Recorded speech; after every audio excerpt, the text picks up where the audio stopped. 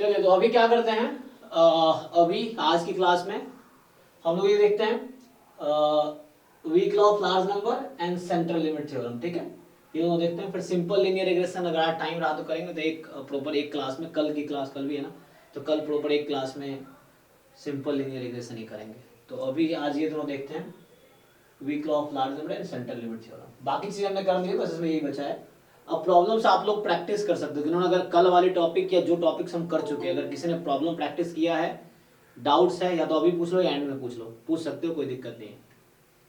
क्योंकि आपका डाउट पूछना बाकी लोगों को भी हेल्प करेगा, क्योंकि मैं ज़्यादा प्रॉब्लम भी करा नहीं रहा हूँ, क्योंकि मैं थ्योरी भी कर रहा हूँ। सो प्रॉब्लम्स आप लोग अच्छे अच्छे प्रॉब्लम ढूंढ के लाओ। देखो अगर कोई क्वेश्चन नहीं हो रहा आपसे तो ऑब्वियसली आप पूछो, तो कुछ ना कुछ प्रॉब्लम होगा अगर सॉल्व नहीं हो रहा है तो। कहाँ से ढूंढोगे? फिर से मैं कह रहा हूँ, प्रीवियस ईयर पेपर जितने सेंट्रल यूनिवर्सिटीज़ के हैं, प्रीवियस ईयर पेपर करो। मोस्टली जैम गेट वेल में क्या कराता हूँ, जैम में क्वेश्चन गेटे क्वेश्चन कराता हूँ। यहाँ मैं जैम गेटे क्वेश्चन नहीं करा रहा हूँ, क्योंकि मैं चाह रहा हूँ सेंट्रल यूनिवर्सिटीज़ के पेपर तुम लोग करो, फिर उससे करो। तो ढूंढ के तुम लोग रख सकते हो, ठीक है ना। तो किसी को अगर कुछ पूछना हो जो पहले टॉपिक हमने किए तो पूछ सकते हो, अदरवाइज मैं थ्योरी आगे स्टार्ट करता हूँ। जी हाँ ओके।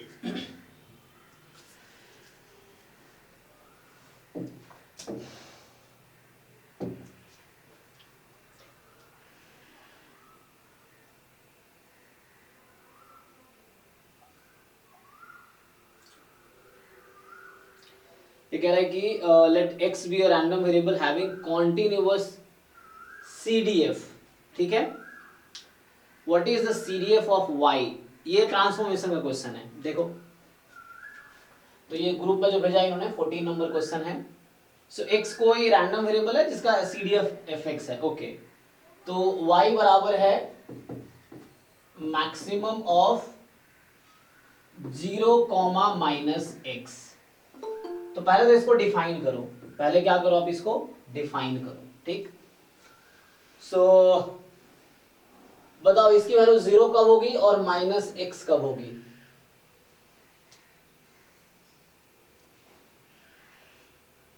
बोलो भाई। ये इन दोनों की मैक्सिमम 0 कब होगी? अगर 0 ज्यादा हो जाए, 0 मोर देन -x हो जाए, सिंपल। और ये -x कब आएगी? जब 0 लेस देन -x हो जाए। तो जो ज्यादा है इन दोनों में से वो लिखना है आपको, सिंपल। जैसे मैक्सिमम ऑफ 1, 2, तो 2 होता है, तो उस तरीके से। सो इन दोनों में जो भी ज्यादा होगा, 0 ज्यादा कब होगा? 0 की वैल्यू -x से ज्यादा हो। तो इक्विवेलेंटली इसको को मैं ऐसा लिख सकता हूं, तो इक्विवेलेंटली वी कैन राइट ये जो मैक्स ऑफ 0, -x है, इसको हम लिख सकते हैं 0। अब इसको थोड़ा सिंप्लीफाई कर लो, तो क्या हो जाएगा? x वहां -x लेस देन है, तो माइनस से मल्टीप्लाई करने पे क्या होगा? More than 0। कहीं एक इक्वलिटी लगा लो, आपकी मर्जी है, तो यहाँ लगा लो, यहाँ लगा लो, मर्जी है कहीं भी। सो यहाँ लगा दिया मैंने। और -x कब होगा? यहां से क्या आएगी? जब x लेस देन 0। ये समझ आ रहा ना? इसी चीज को मैंने ऐसे लिखा है और इसको मैंने ऐसे लिखा है। तो ये आपका ट्रांसफॉर्मेशन हो गया। अब मैं आपसे पूछना चाहता हूं कि अगर आपसे कोई पूछता है कि y बराबर 0 पे क्या प्रोबेबिलिटी है, तो आप क्या लिखोगे? प्रोबेबिलिटी x के टर्म में बताओ। तो y की वैल्यू 0 कब है, ये पूछना चाह रहा हूं मैं आपसे।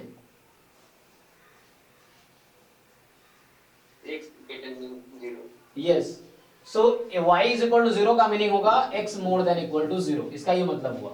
या थोड़ा सा और मैं इलेबोरेट करूं तो मैं ये कहना चाह रहा हूं कि y की जगह तुम रख दो मैक्सिमम ऑफ 0, -x।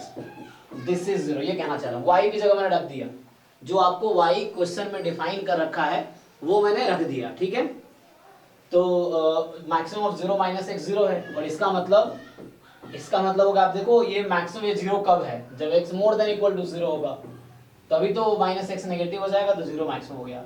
अब ये प्रोबेबिलिटी मुझे बता सकते हो क्या आप CDF के टर्म में?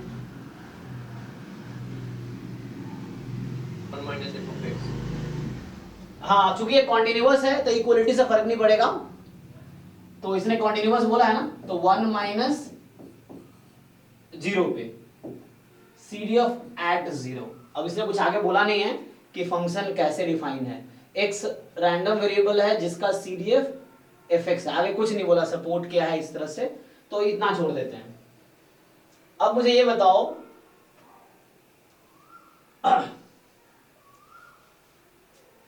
तो ये कब होगा ऐसा? अच्छा, y की वैल्यू ये 0 की प्रोबेबिलिटी है। अब y बराबर जब -x है, मतलब x जब नेगेटिव है, तो x नेगेटिव है तो -x क्या होगा? पॉजिटिव।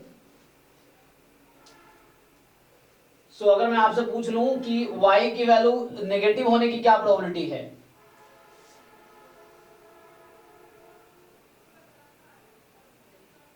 y नेगेटिव हो सकता है क्या कभी?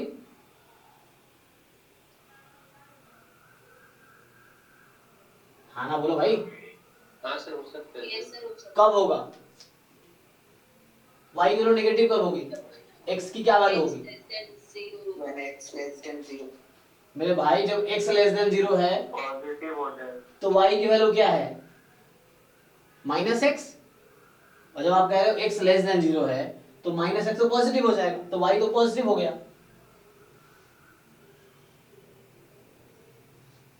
आप यहाँ लॉजिक समझो। इसने बोला 0 और -x में जो ज्यादा है वो लो, तो y नेगेटिव कैसे हो सकता है? यस सर, नहीं हो सकता। इसकी प्रोबेबिलिटी 0 है, y can not be negative, क्योंकि ये कह रहा है ना कि y क्या है? 0 और -x में मैक्सिमम है। तो अगर ये क्वांटिटी नेगेटिव हुई तो आंसर 0 आ जाएगी, और अगर ये पॉजिटिव है तो पॉजिटिव आएगी, जो मैक्सिमम है वो। तो y तो कभी नेगेटिव हो ही नहीं सकती। मैं बस तुम्हें समझा रहा हूं कि y की रियल वैल्यू के लिए। और y जब पॉजिटिव है, अब ये है कि y अगर पॉजिटिव है तो इसकी वैल्यू कितनी आएगी? टोटल सम कितना होता है? वन होता है।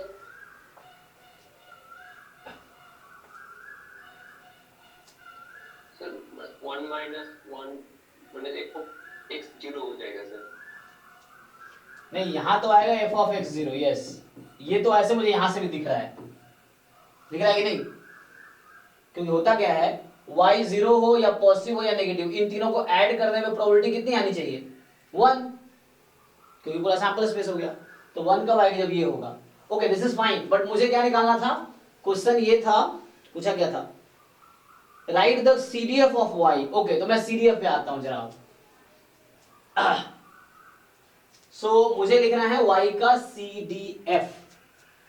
तो मुझे क्या लिखना है एक्चुअली? ये तो मैंने डिस्ट्रीब्यूशन में निकाले हैं, मतलब ये प्रोबेबिलिटी देख लिया कि 0 होने की क्या प्रोबेबिलिटी है, पॉजिटिव होने की क्या प्रोबेबिलिटी है, नेगेटिव होने की क्या प्रोबेबिलिटी है। अब मैं CDF आगे लिखता हूं, देखो।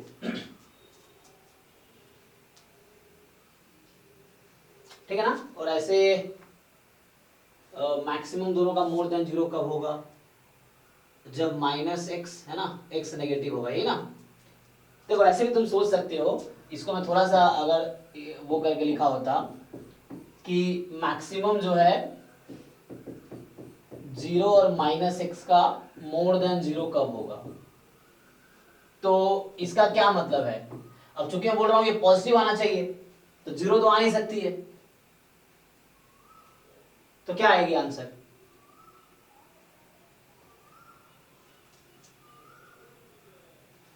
आंसर आएगा -x मोर देन 0, ये आएगा ना, क्योंकि 0 तो आ नहीं सकता। और -x मोर देन 0 कब आएगा? CDF आ जाएगा ना सर वहां से x का। हाँ हाँ, वो तो लिखा ही था, मैं थोड़ा जस्टिफाई कर रहा हूँ कैसे आ रहा है। एक तो यहाँ से भी मुझे दिख गया था, this is fine. So x less than 0 हो जाएगा, दिस इज CDF एट 0। वो तो मैं पहले भी लिख दिया था स्टार्टिंग में ही, वो यहाँ से दिख गया था, बट मैं जस्टिफाई कर रहा हूँ कि ये कैसे आएगा, अगर कोई प्रूफ करना चाहे तो, है ना। वो तो मुझे दिख गया, सम 1 होना चाहिए तीनों का, this plus this plus this 1 आना चाहिए था, तो वो तो वही होगा। अच्छा, अब लेकिन मैं CDF नहीं लिखा था, मैंने क्या किया है अभी? मास पॉइंट वाला CDF का मतलब ये होता है कि मुझे ये फाइंड करना है, मुझे y का CDF चाहिए, ठीक है ना। मतलब probability y less than equal to y, मुझे ये चाहिए। तो probability maximum of 0, -x, this should be less than equal to y। Fine, okay. अब मुझे ये क्वांटिटी फाइंड करनी है।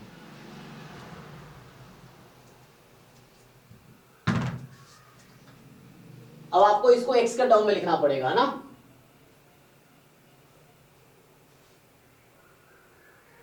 सो यहां फिर से वही लॉजिक है, आपको ये देखना है कि अगर y नेगेटिव होगा तो क्या पॉसिबिलिटी है। सोचो, अगर y, हालांकि मैं निकाल चुका हूं पीछे, मैं दूसरे तरीके से उसी को लिख रहा हूं अब मैं।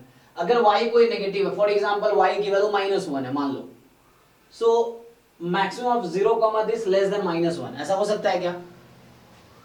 ये हमेशा पॉजिटिव क्वांटिटी होगी, एटलीस्ट 0 होगी, है ना। मिनिमम वैल्यू इसकी 0 हो सकती है, y की मिनिमम वैल्यू 0 हो सकती है, तो इसकी मिनिमम वैल्यू 0 होगी, 0 से कम नहीं होगी। तो मैं यहाँ ले रहा हूँ क्योंकि CDF क्या होता है, हर रियल नंबर के लिए डिफाइंड होता है। जब आप CDF डिफाइन करते हो क्या करते हो, f(x) of x is equal to probability capital X less than equal to small x where small x is any real number। तो मुझे पूरे रियल नंबर के लिए डिफाइन करना पड़ेगा, ये स्मॉल y कोई भी रियल नंबर उसके लिए डिफाइन करना पड़ेगा। सो अगर y लेस देन 0 तो इसका आंसर मैं क्या लिखूं यहाँ पे?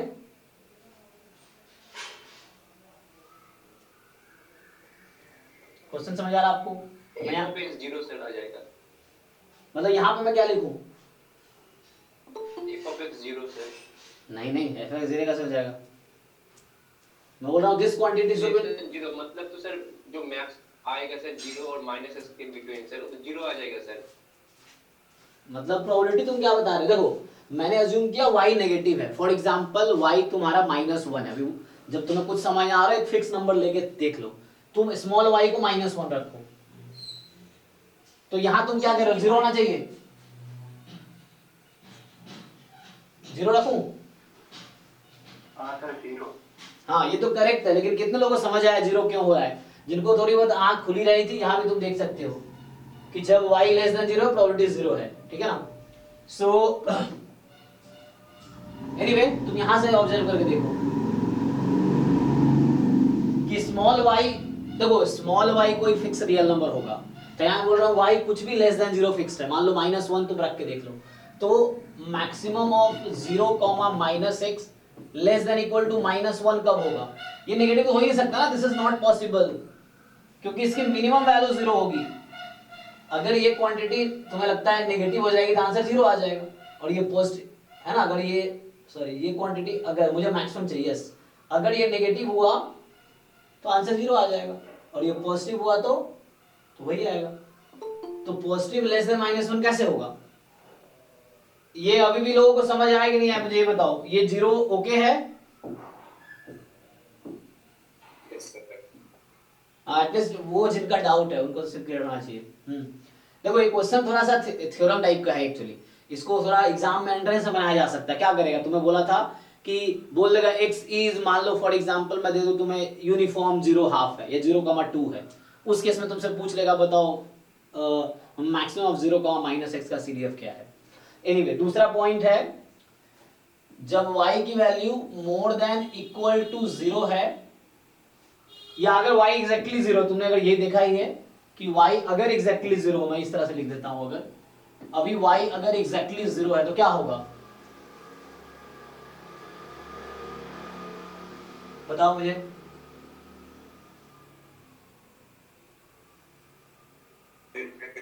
x का वैल्यू जब इसमें पॉजिटिव होगा तो मैक्सिमम 0 है।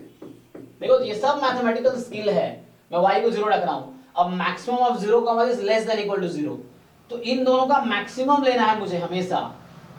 तो अगर तुम्हें लगता है कि ये क्वांटिटी नेगेटिव हुई तो 0 आ जाएगा, अगर ये पॉजिटिव है तो पॉजिटिव आएगा। तो -x पॉजिटिव है, लेकिन पॉजिटिव होगा तो लेस देन इक्वल टू 0 कैसे होगा? सो x हैज टू बी 0, और कोई रास्ता ही नहीं है। 0 ही होना चाहिए। So x has to be more than 0. X can be more. -x has to be 0. Like ये बोलना चाह रहा हूँ कि इस ये 0 कब आएगा, या तो -x लेस देन 0 हो जाए, yes this will work, less than equal to 0 हो जाए तो करेक्ट होगा ना। -x less than equal to 0, maximum 0 आ जाएगा। सो हालांकि इसका मतलब ये है, तुम अपने हिसाब से इंटरप्रेट करके देखो, तुम्हें समझ आना चाहिए हो क्या रहा है। दिस इज 0, इसका ये मतलब भी है, क्योंकि नेगेटिव तो हो नहीं सकता, ये मैं तुम्हें पहले बता चुका हूँ, नेगेटिव तो ये हो नहीं सकता, तो ये इक्वल टू 0 होगा। अब ये 0 इक्वल कब होगा, जब -x एक्चुअली नेगेटिव होगी तभी 0 आएगा ना इक्वल टू, क्योंकि अगर -x पॉजिटिव हुआ तो -x आ जाएगा, जो कि 0 के इक्वल होगा ही नहीं। सो यहां से x मोर देन 0, इसकी प्रोबेबिलिटी कितनी होती है अभी निकाला था ना हमने। अगर इसमें मैं प्रोबेबिलिटी लगाता चलूं तो ये कितना आया था 1 minus f of x 0. CDF at 0, CDF of x at 0। यहाँ भी मैं निकाल चुका हूँ ऐसे में, ठीक है। फर्स्ट पॉइंट वही था, y 0 है तो क्या है, तो ये होगा 1 माइनस CDF at 0। अब क्वेश्चन ये है अगर y मोर देन 0 हुआ तो क्या होगा। अब अगर y मोर देन 0 है तो क्या होगा, बताओ। सो लाइक यहाँ तो फिर नेगेटिव हो। देखो, तो यहाँ से जब आप करोगे तो मैं रफली कर रहा हूँ। अच्छा, मुझे लिखना भी चाहिए था क्योंकि मिटाने का क्या मतलब है। सो लिखा रहे हैं तो, है ना, तो इसको मैं साइड में लिख कर देता हूँ।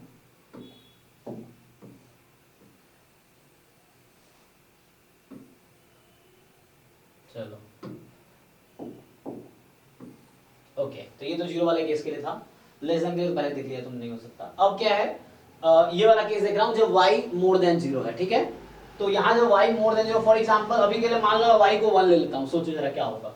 सो probability maximum of 0, -1 less than equal to 1। अभी मान लिया मैंने y मोर देन 0, जस्ट एक्सपेरिमेंट कर रहा हूँ, 1 रख के देख लिया मैंने, क्या इससे रिजल्ट मिलता है मुझे। सो जो इसका मैक्सिमम है वो यहाँ -x है, वो लेस देन इक्वल टू 1 है। इसका क्या मीनिंग हुआ, तो -x के बारे में क्या बोल सकते हो,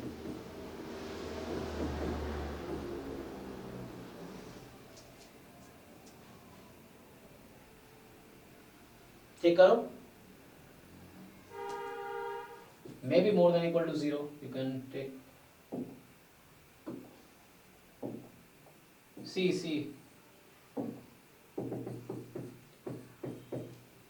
ऐसा हो सकता ना। सोचो जब -x की वैल्यू 0 या 1 के बीच है तो इसका आंसर क्या आएगा, ये आप क्या मिलेगा इसका आंसर। तुम्हें देखना है कि यहां से यहां तक जाना ठीक है, जस्ट चेक। 0 और -x का जो मैक्सिमम है वो 1 से छोटा है। So what does it mean, क्योंकि अगर ये नेगेटिव हो तो आंसर 0 आ जाएगी, दैट इज आल्सो फाइन। ओ मतलब negative in the sense, lower bound 0 एक मिनट, कैसे, मतलब 0 -x less than equal to 1, is it fine. अगर -x कुछ भी, हाँ ओके, -x मान लो कि मतलब -x को एक ही क्वांटिटी मान के चलो, x के बारे में सोचो, -x के बारे में सोचो। अगर इसकी वैल्यू -10 भी हो गई, मान लो -x की वैल्यू -10 भी हो गई, तो still answer is 0, that is okay. हाँ ठीक है, ये ठीक है ना, यहाँ तक not more than equal to not required, क्योंकि जोड़ी नहीं पॉजिटिव हो, नेगेटिव भी चलेगा क्योंकि वो मैक्सिमम है। तो यहाँ से क्या आ जाएगा, x more than equal to -1, देख लो। अरे हाँ ना बोलो भाई, कहीं गलत सही वो समझ आ रहा कर क्या रहा हूं मैं। सो इन दोनों का मैक्सिमम लेस देन 1 होना चाहिए। हाँ सर x की वैल्यू अगर पॉजिटिव भी होगी तो भी 1 से 0 मतलब 1 से छोटी होगी, और अगर नेगेटिव में -1 हो गया तो भी वो 1 आ जाएगा, वो इक्वल टू 1 होगा। किसकी, x की बात कर रहे हो या -x की बात कर रहे हो तुम। x की बात कर, ओके, तो x अगर -1 होगी तो x को तुम -1 रखोगे तो माइनस ऑफ -1 +1 हो गया, और 0 और 1 का मैक्सिमम क्या होता है 1, दैट इज वैलिड। ओके ठीक है, तुम्हारा पॉइंट सही है, -1 होगी या उससे ज्यादा होनी चाहिए। -2 सेटिस्फाई करेगी, इसको चेक करो, जो ये आया है मैं वेरीफाई कर रहा हूँ इसको। तो -2 क्या है, तो नहीं करेगी, -2 सेटिस्फाई करेगी, 0 और माइनस ऑफ -2, x की वैल्यू की बात कर रहा हूँ, x को -2 रख के देखो, तो 0,2 का मैक्सिमम 2 आ जाएगा, 2 लेस देन 1 है, नो, तो दिस इज ओके। इसको मैं क्या लिख सकता हूं, बोलो मेरे भाई, क्या तुम लोग, इसलिए तुम्हारे बैच में बड़ा अजीब लगता है मुझे। पिछले 3-4 क्लास से मुझे इस बैच में बड़ा इरिटेशन सा होता है, क्योंकि मैं जब बोलता हूँ फिर 15-20 सेकंड का पॉज आता है, फिर कोई एक बच्चा बोलता है यार नहीं करना क्लास, रिकॉर्डेड अपलोड कर दूंगा। मुझे अजीब भी लगता है, अगर एक्टिव रहना है, मैं शायद ये पहली बार नहीं, परसों भी बोला था मैंने, शायद कल भी बोला था कि जब मैं कुछ पूछ रहा हूं तुम्हें जो समझ आ रहा है गलत है बोलो, कौन सा पनिशमेंट दे रहा हूं भाई, तुम्हें जो समझ आ रहा है जवाब दो ना। नहीं इंटरेस्टेड क्लास में ज्वाइन, रिकॉर्डिंग देख लेना, एटलीस्ट 2 बच्चा होगा, 2 बच्चा बात करेगा मुझसे। क्लास में 20 ज्वाइन करते, बात एक रिस्पॉन्स एक करता है। जो समझ आ रहा है जवाब दो। सो इसको मैं क्या लिख सकता हूं, 1 minus probability x less than -1, ठीक है। सो -1 तो मैं एग्जांपल के तौर पे लेके चल रहा था। सो ओके, पहले मैं इसको ठीक कर देता हूं। तो ये CDF एट -1 हो गया। सो इन ऑल मैं ये बोलना चाहता हूं अब कि ये तो -1 मैंने एक्सपेरिमेंट के लिए लिया था, एक y को 1, तो यहाँ y कर दो, y कर दो, y हो गया, y हो गया। सर जी सर जैसे अभी किसी ने 2 वाला जो एग्जांपल दिया था वो तो सेटिस्फाई नहीं करा थी, कौन सा एग्जांपल? मतलब -2 सॉरी 2 जो आया था, मतलब x इक्वल्स टू अगर -2 ले जी जी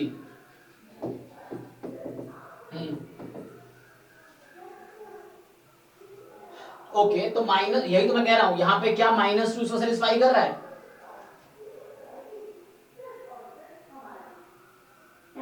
नहीं कर रहा ना, तो वही मैं यहाँ भी चेक कर रहा था, तो इसको सेटिस्फाई कर रहा है, क्योंकि ये और ये इक्विवेलेंट स्टेटमेंट है, इसी को हमने सिंपलीफाई करके यहाँ तक पहुंचाया है। तो बस मैं ये चेक कर रहा था कि यहाँ -1 के इक्वल लगाया था, -1 इसके लिए ट्रू आ रहा है क्या, तो ट्रू आया था। -2 इसमें है नो, तो मैं ये चेक कर रहा था -2 इसको सेटिस्फाई कर ले रहा है, तो x को -2 रख के देखा, तो ना यहाँ सेटिस्फाई कर रहा ना यहाँ सेटिस्फाई कर रहा, सो ओके, मतलब कहने का मतलब बस चेक कर रहा था कि ये दोनों सेट इक्वल है ना, ये जो स्टेटमेंट है और ये स्टेटमेंट दोनों इक्विवेलेंट है ना, वो चेक कर रहा था मैं। तो -2 सेटिस्फाई नहीं कर रहा है, इसीलिए इसमें -2 नहीं है, ये -1 से आगे का पॉइंट है, ये -1 से आगे के पॉइंट यहाँ पे। अच्छा सर, आपने उस स्टेटमेंट को इधर ट्रांसफॉर्म कर दिया है। यस, इसी चीज को मैं ट्रांसफॉर्म कर रहा हूँ, x तक ला रहा हूँ, देखो यहाँ आ गया।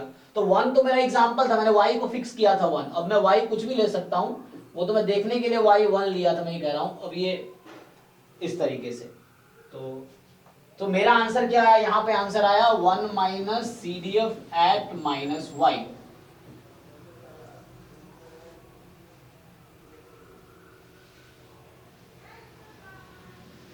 एक्स जी आना चाहिए था ना सीरीज का अकॉर्डिंग। नहीं वो ऐड होगा, अभी रुक जाओ। y अगर इन्फिनिटी होगा तो क्या होगा, 1 तो आएगा ना, देखो ना 1 तो आएगा। तुम क्या प्रॉपर्टी जानते हो कि CDF एट प्लस इन्फिनिटी कितना होता है, 1, ओके। तो इसमें तुम y को 1 रखो, सॉरी इसमें y को तुम प्लस इन्फिनिटी रखो, हाँ क्योंकि तो यही है ना, CDF at plus infinity should be 1, तो y को प्लस इन्फिनिटी रखो, तो 1 माइनस CDF एट y को प्लस इन्फिनिटी रख रहे हैं हम, तो CDF एट माइनस इन्फिनिटी, बताओ माइनस इन्फिनिटी CDF की वैल्यू क्या होती है, तो 1 माइनस 0, तो 1 हो जाएगा। हो गया सैटिस्फाई, वही तो करना था, हो तो रहा है, सैटिस्फाई कर रहा है, ठीक है हैं? सर ये जो है ना मैक्सिमम 0, -x, और इसके नीचे आपने जो -x less than equal to y करा है, सर ये नहीं समझ आया। हाँ तुम दिमाग लगाओ ना मेरे भाई, 0 है और -x है, इन दोनों का मैक्सिमम y से कम है, तो तुम या तो यहाँ पे 0 लिखोगे या -x लिखोगे, अब तुम डिसाइड करो क्या लिखोगे। जैसे मैक्सिमम ऑफ 1, 2 तुम क्या लिखोगे, तो 1 क्यों नहीं लिख रहे, ओके, तो वो छोटा है। हाँ तो सेम यहाँ लॉजिक है। और अगर मान लो ऐसा हुआ, सपोज चलो सोचो, अगर तुम्हारा x नेगेटिव -x नेगेटिव हो गया तो आंसर क्या आ जाएगा, 0, 0 less than equal to y, कोई प्रॉब्लम नहीं है, तो x कैन बी एनीथिंग। अच्छा आंसर दिया है क्या, ये शायद साहू वाले क्वेश्चन बुक का क्वेश्चन है, Yes, sir. चेक करो आंसर क्या है। बस 1 माइनस f, एक ही आंसर दिया sir, 1 minus f of fx of -y, ये दिया है, लास्ट वाला जो है, हाँ ये तब दिया जब y मोर then 0 actually, yes, y greater than 0। हाँ तो उसने वो कैलकुलेट नहीं किया, ठीक है। हालांकि ये आंसर ओके है क्योंकि मैं इक्वलिटी लगा दूंगा ना। अब देखो इसने क्या किया था, इसको रीराइट करता हूं मैं।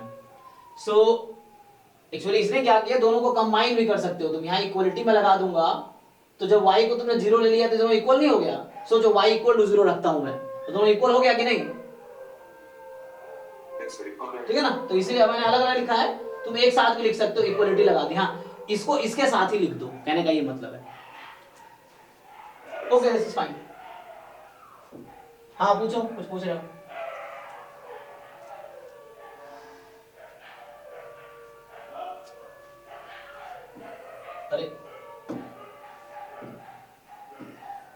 एक क्वेश्चन था जी।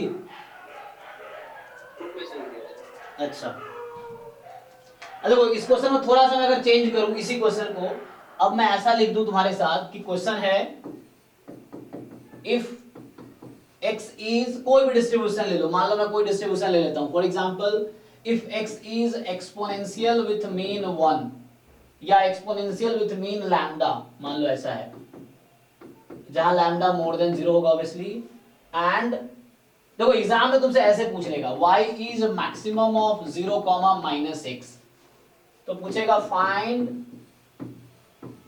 CDF of y।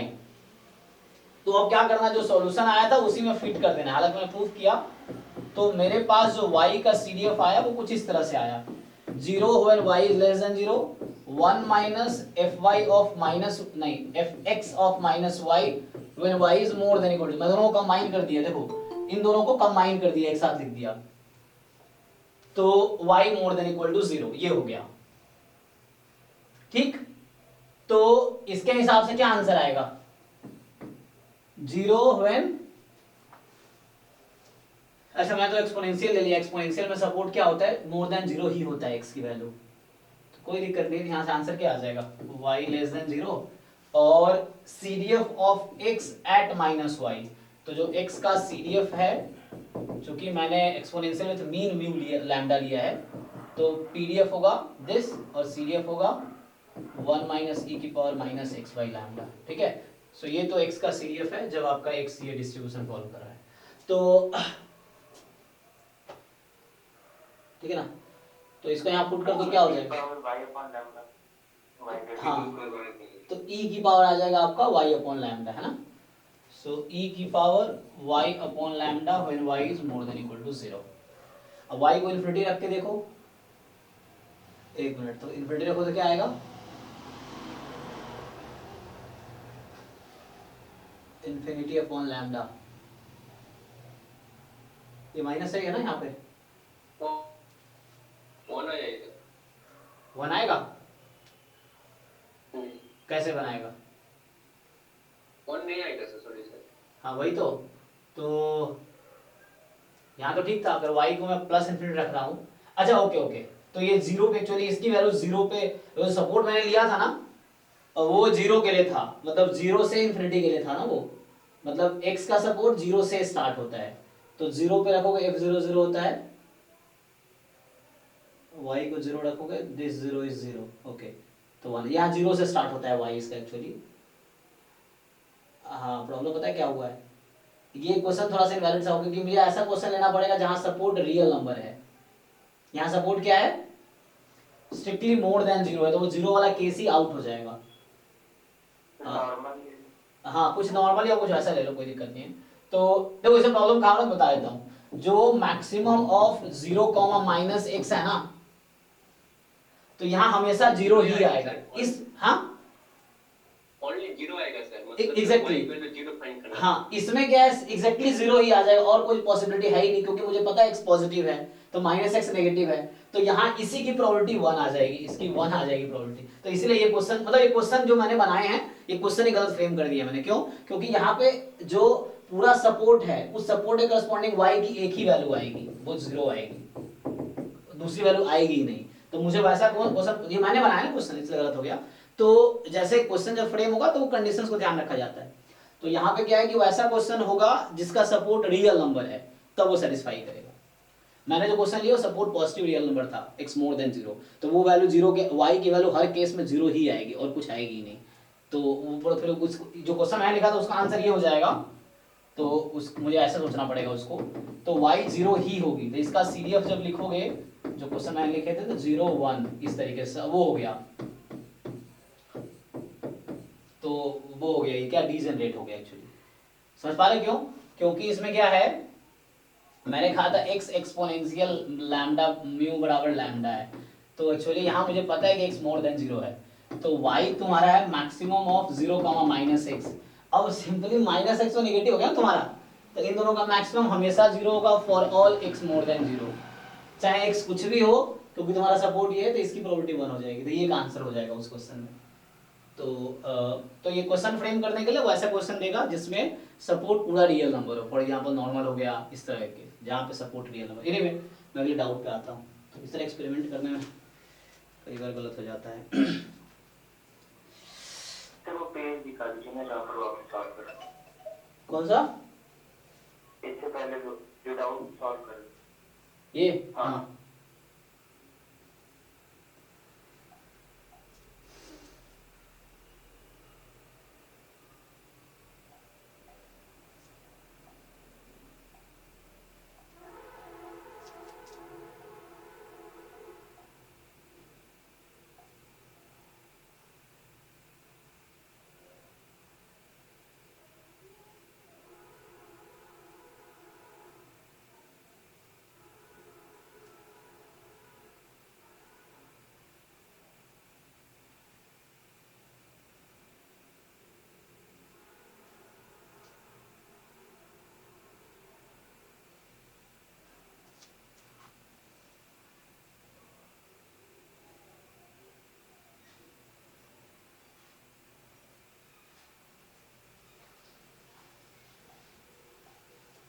ये जो नेक्स्ट क्वेश्चन इसने भेजा ये आउट ऑफ सिलेबस, ये तुम्हारे बेसियर डिस्ट्रीब्यूशन उसमें आता है, डिस्ट्रीब्यूशन में आता है, ये तुम्हारे सिलेबस में इस तरह नहीं आए क्वेश्चन जहाँ पैरामीटर कोई डिस्ट्रीब्यूशन फॉलो नहीं करेगा यहाँ पे, ठीक है ना।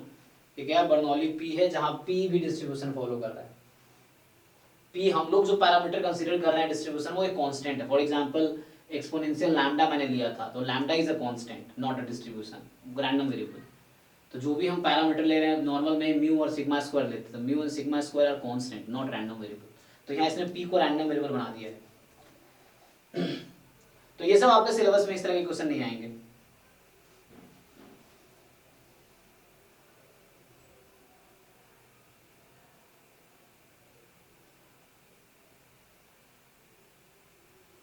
ये आगे है टॉपिक बेसियन डिस्ट्रीब्यूशन होता है, उसमें तुम्हें ये सब मिलेगा जहाँ कंडीशनल वही बेस थ्योरम लगाने होते हैं।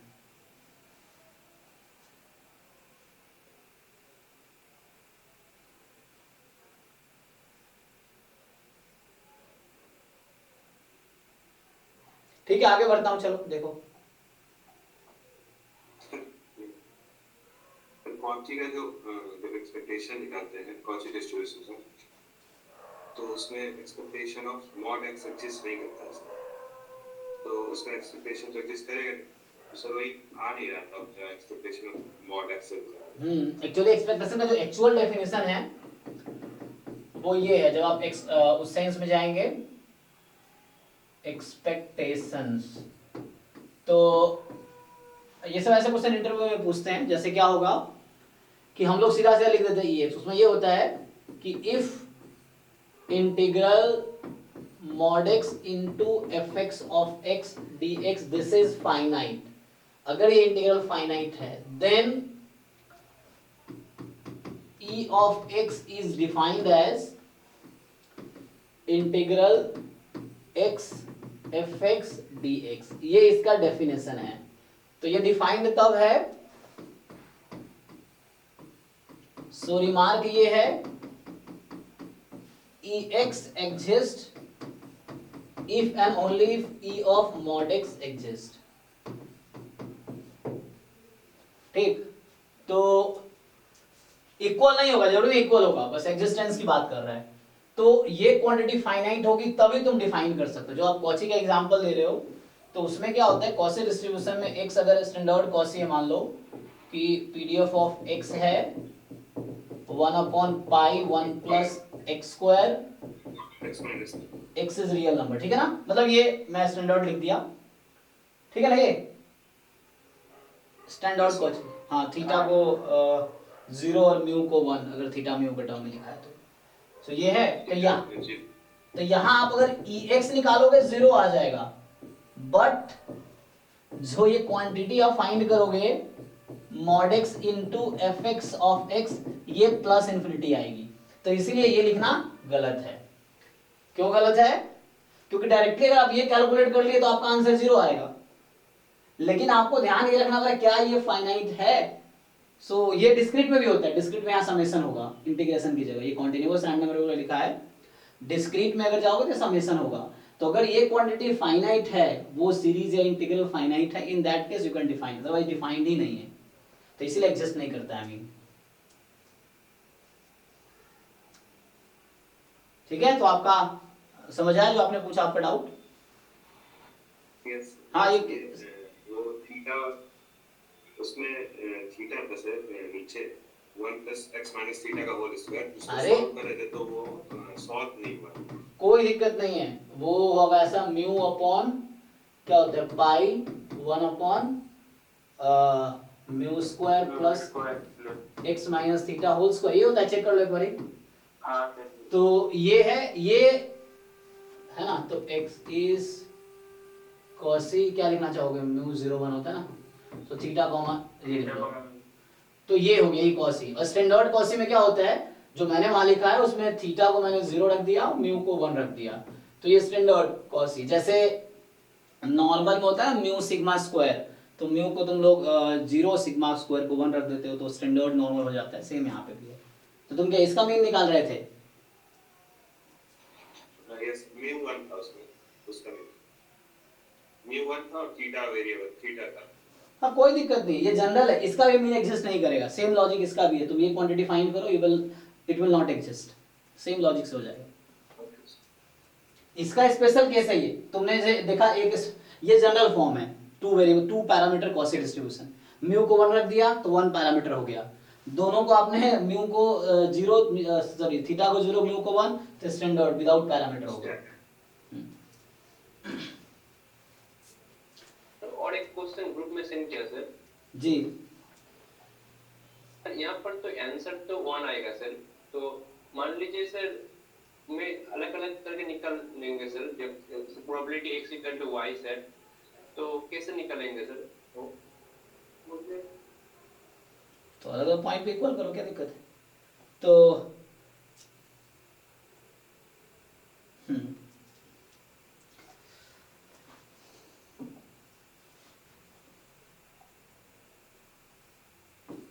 सो ये जो क्वेश्चन है इसमें कह रहा है कि probability x is equal to i, ये 1/n है, और y is equal to i भी 1/n है। i कहाँ से कहाँ तक है, ये है फॉर ऑल i 1 2 3, ये यूनिफॉर्म है, डिस्क्रीट वाला, डिस्क्रीट यूनिफॉर्म हो गया। अब ये पूछ रहा है कि कैसे निकालेंगे probability x is equal to y। तो सिंपल है कि x y इंडिपेंडेंट दे रखा है ना, तो निकालो probability x is equal to i and y is equal to i, और i की वैल्यू कहां से कहां तक लोगे, ये मतलब हो गया इसका। ये कैसे आएगा, तो क्या कर रहा हूं समझ आ रहा है, x1 है y1 है तब, और x2 y2 दोनों इक्वल आना चाहिए, सो बोथ आर 1 और बोथ आर 2 और बोथ आर 3, तो और का मतलब प्लस लगा हुआ है, प्लस को मैंने समेशन में लिखा है। क्लियर है, ये समझ आएगा समेशन क्यों लगाया है? Yes sir. both can take value 1 और both can take value 2 और both can take value 3 and so on up to n, इसीलिए i from 1 to n लिखा हुआ है। अब इसको अलग अलग कर लो, so probability x is equal to i into probability y is equal to i from 1 to n, कितना आ गया, सो summation i from 1 to n 1/n into 1/n हो गया, एंड कितना हो गया, तो कांस्टेंट फ्री हो गया i से, तो इसको तुम n टाइम ऐड कर दोगे तो n इंटू 1/n स्क्वायर, तो ये 1/n आ गया। इसमें कहीं i नहीं है, ठीक है ना, तो ये कांस्टेंट की तरह है, इसी को n टाइम ऐड करोगे तुम तो 1/n आ गया, हो गया।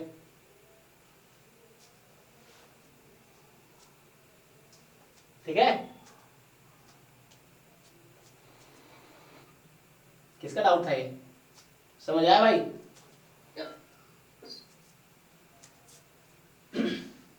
मैंने एक डाउट सेंड कर, देखिए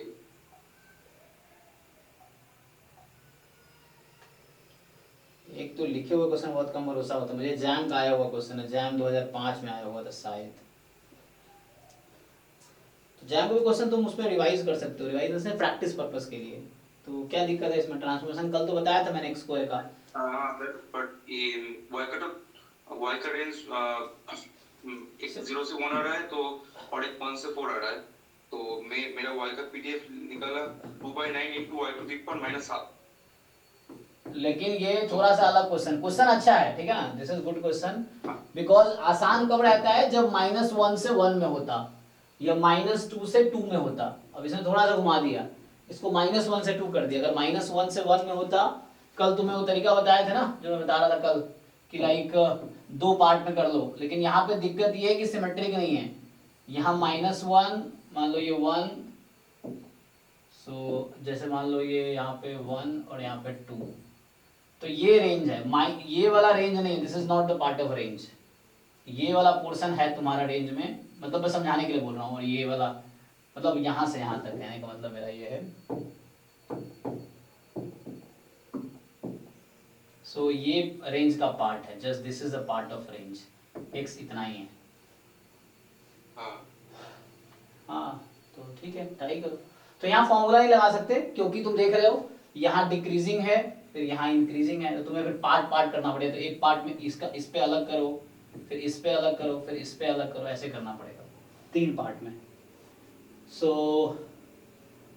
सीरीज अप्रोच लगा लो, कोई दिक्कत नहीं है। सीरीज अप्रोच में क्या है कि 3 पार्ट में क्यों? मत करो 3 पार्ट में, तुम वो फॉर्मूला लगाओगे 3 पार्ट में करना पड़ेगा। सीरीज अप्रोच में कब करो? नहीं, कभी भी सीरीज अप्रोच हमेशा काम करेगा। ओके।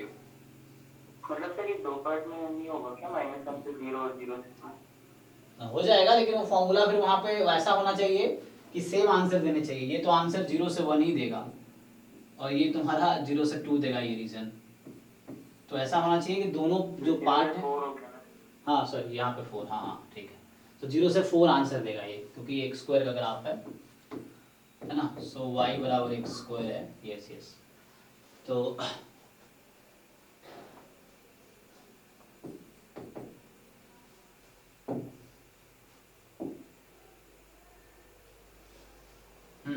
तो यहाँ पे क्या है देखो आगे। तो CDF से स्टार्ट करो, directly start with the CDF। So क्या करोगे तुम, या probability y less than equal to y ऐसे कर लो। सो y तुम्हारा क्या है, x square less than equal to y। देखो ये सब सीखने की जरूरत है तुम्हें, ये आगे दोबारा MSc में भी आएगा ये सब क्वेश्चन, जब प्रोबेबिलिटी पढ़ोगे तो वहां फिर से आएगा ये। So probability x square less than equal to y, so यहाँ से आ जाएगा तुम्हारा mod x less than equal to root y। So यहाँ से आ जाएगा प्रोबेबिलिटी, ये आ गया तुम्हारा, ठीक है। अब इसको ब्रेक करो, या तो तुम यहीं पे इंटीग्रेट कर लो। 2 तरीका होता है, एक तो CDF निकाल के PDF निकालो, डायरेक्टली PDF निकाल लो। सो होगा क्या, देखो अगर मैं CDF लिखता हूँ, CDF निकालना थोड़ा वो है तो मैं PDF निकाल देता हूँ चलो। तो देखो इसको तुम ऐसा लिख सकते हो, CDF at root y minus CDF at minus root y. इसमें किसी को डाउट है? ये ठीक है ना, ये ओके है, कैसे आया? चलो इसको डिफरेंशिएट करो y के रेस्पेक्ट में। सो CDF का डेरिवेटिव PDF y के रेस्पेक्ट में, तो CDF का डेरिवेटिव PDF रूट y, और रूट y का डेरिवेटिव कितना? Half into y to the power minus 1/2 root y। तो 1/2 रूट y कॉमन ले लो दोनों में से, और यहाँ माइनस है, जब यहाँ भी माइनस तो प्लस कर देगा। तो कहने का मतलब ये आ जाएगा, देखो ध्यान से। सो ये तुम्हारा आ गया फॉर्मूला, ये तुमने डिराइव कर दिया फॉर्मूला इन जनरल। अब मुझे इसकी वैल्यू लिखनी है। So now see carefully. अब प्रॉब्लम ये है, ये जो तुम्हारा PDF है, ठीक है, ये जो PDF है, ये x की वैल्यू -1 और 2 के लिए डिफाइंड है, राइट। तो उसके करस्पॉन्डिंग y तुम्हारा क्या होगा? y एक 0 से 1 और एक 1 से 4। हाँ 0 से 1 नहीं, तुम्हें सीधा y डिसाइड करना था। y कहां से कहां तक हो गया? 0 से 4 हो गया, ठीक है ना। सो अगर y लेस देन 0 है तो क्या होगा? अगर मान लो y लेस देन नहीं, y लेस देन 0 है, हाँ। So see y can take value, so y can take value 0 to 1 और y can take value 1 to 4। ध्यान रखो, ऐसा क्यों कर रहा हूँ अलग अलग पार्ट में, क्योंकि एक तो ये वाला रीजन है, सो y की वैल्यू 0 से 1 में कब होगी? जब x कहां से कहां तक है, y x स्क्वायर ही है, y is equal to x square ही है। तो मैं पूछ रहा हूँ y की वैल्यू जब 0 से 1 में है तो x की वैल्यू कहां से कहां तक होगी? -1 से 1। यस, -1 से 1। तो जब y की वैल्यू 0 से 1 में है तो x can take value -1 to 1। Simple graph से भी तुम देख सकते हो कि y 0 से 1 में कब है, when x can take value this to this, और दोनों पॉसिबल है। तो लाइक देखो, if you are selecting y here, तो if you are selecting y between 0 and 1, 0 1 के बीच में y ले रहे हो, तो इसका इनवर्स इमेज एक इधर मिलेगा √y, और इधर क्या मिलेगा? इनवर्स इमेज y बराबर एक्स स्क्वायर है,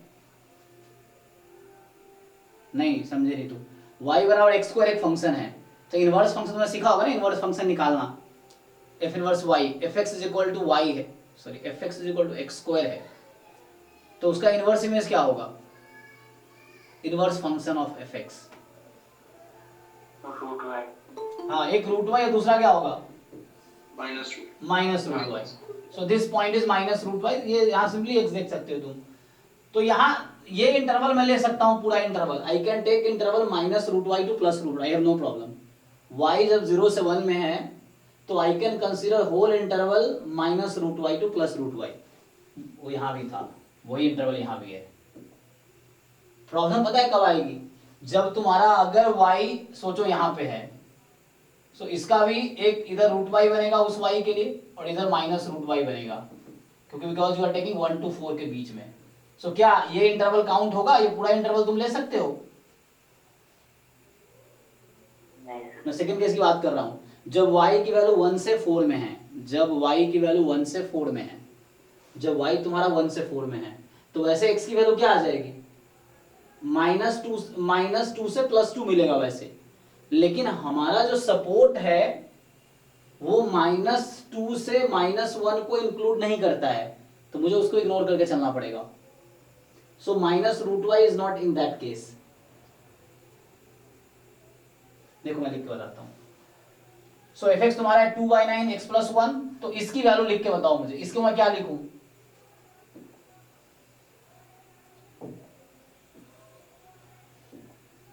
मैं यही चीज लिख रहा हूं, 1/, 2/9 into y to the power -half आ रहा है।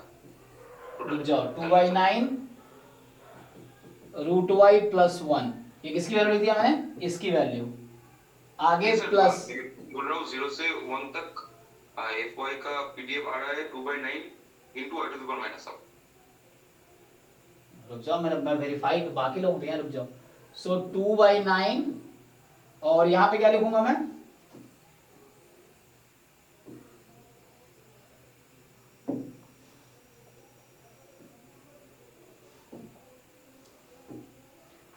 देखो इसकी वैल्यू हो गई, इसकी वैल्यू क्या होगी? इसको ध्यान, ये लिख रहा हूं मैं, एफ एक्स एट -√y, तो इस x की जगह क्या पुट करोगे?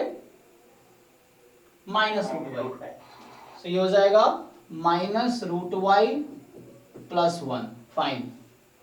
अब यहाँ पे आओ, ये तब है जब y की वैल्यू 0 से 1 में थी, जब y 0, ये y एक्सिस है, वो x एक्सिस है, तो y जब 0 से 1 में है तो x की वैल्यू -1 से 1 में हो गया, -1 से 1 पार्ट ऑफ सपोर्ट है, इसीलिए हमने दोनों की वैल्यू पुट की है। Now come to this, when y is between 1 and 4, when y is between 1 and 4, तो अब बताओ मुझे, सी 1/2√y, मैं यही चीज लिख रहा हूं फिर से। इसकी वैल्यू क्या लिखूंगा? अगेन कंसीडर, जब y की वैल्यू 1 से 4 में है, जब y 1 से 4 में है तो x की वैल्यू कहां से कहां तक हो सकती है? 1 से 2 में, या -2 से -1 में, यही ना? सबको समझ आ रहा है? ग्राफ रफ आइडिया है तुम लोग की नहीं? अगर 1 से 2।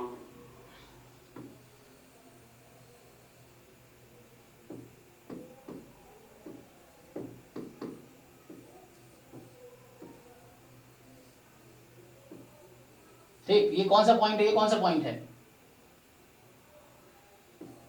-1 और 1। -1 और 1। बताओ ये कौन सा पॉइंट है और ये कौन सा पॉइंट है? -2 और 2। अब मैं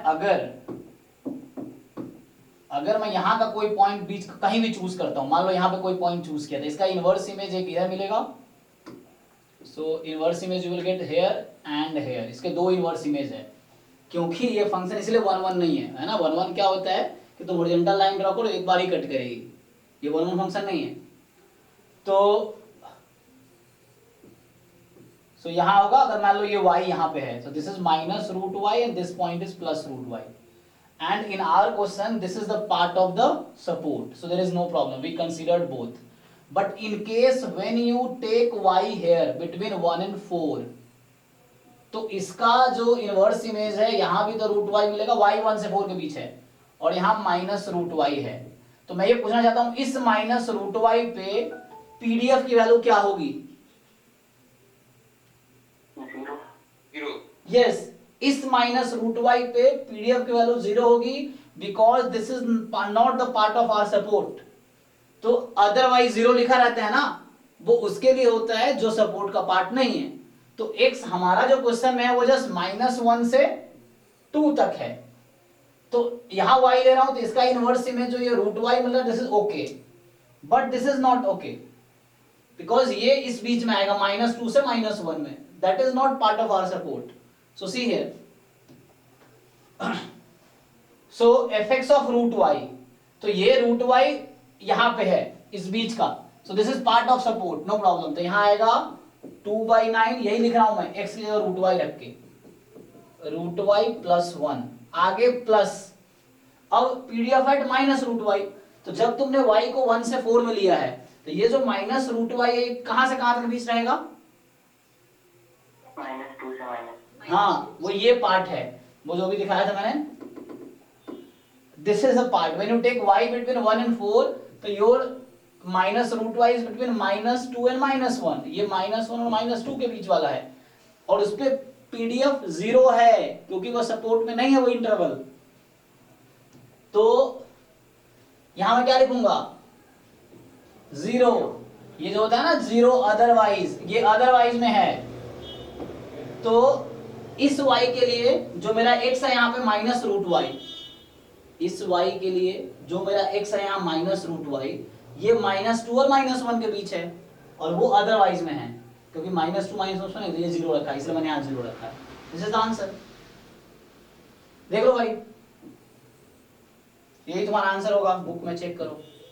हाँ सर यही। ठीक है, so this is the final answer. Sir ji sir, अगर हम यहाँ पर डायरेक्ट ही x का इंटीग्रेशन कर देते तो भी हम -1 से √y तक इंटीग्रेशन करते ना? यस, हाँ, अगर तुम यहाँ इंटीग्रेट करते यहाँ पे करते, तो एक में इंटीग्रेट -√y से +√y होता, कब? जब y तुम्हारा 0 से 1 में है, और दूसरे केस में -1 से √y इंटीग्रेशन होता, कब? जब y 1 से 4 में है। तो उससे भी कर सकते हो तुम, यहाँ भी वो काम कर सकते थे। यस, तो यहाँ माइनस, दूसरे केस में जब y मेरा 1 से 4 में है तो इंटीग्रेशन -√y से स्टार्ट नहीं होगा, again because this is not the part of the domain. फिर से मैं कह रहा हूँ, जब इंटीग्रेशन करोगे तो यहाँ से नहीं, फिर वो -1 से स्टार्ट करना पड़ेगा, because your support start from here. तो वो दूसरा मेथड है जो बोल रहा है, वो दूसरा मेथड है, सीडीएफ मेथड है वो। फिर उससे पहले सीडीएफ निकलेगा, फिर डिफरेंशिएट करोगे तो यही आंसर आएगा तब भी। तो ये तुम करोगे तो पहले सीडीएफ आ गया, तुम्हारा y का सीडीएफ आ जाएगा, और सीडीएफ आ जाएगा तो उससे फिर तुम डिफरेंशिएट करके पीडीएफ निकालो, वो दूसरा मेथड हुआ कि you first find this quantity is CDF of y, तो y का सीडीएफ आ गया इन दोनों इंटरवल में, देन यू डिफरेंशिएट इट, तो उससे भी आंसर आएगा।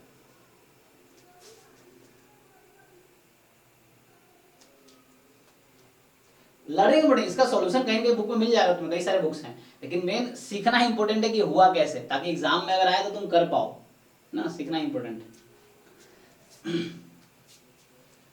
एनीवे, आगे बढ़े, ये और क्वेश्चन है, तो इसके थ्रू काफी अच्छा रिवीजन हो रहा है ना।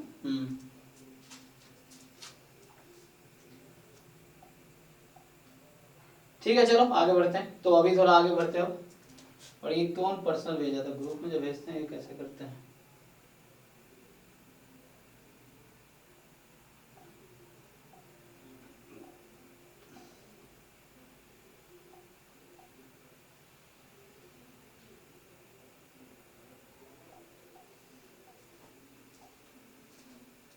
चलो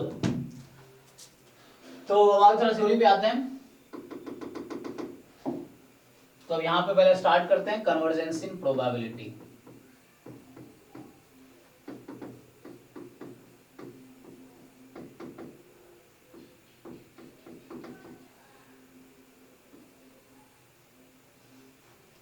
क्योंकि वो वीक लॉ ऑफ लार्ज में तभी समझ आएगा तुम्हें, कन्वर्जेंस इन प्रोबेबिलिटी समझ आएगा तब। सो कैसे डिफाइन करेंगे इसको?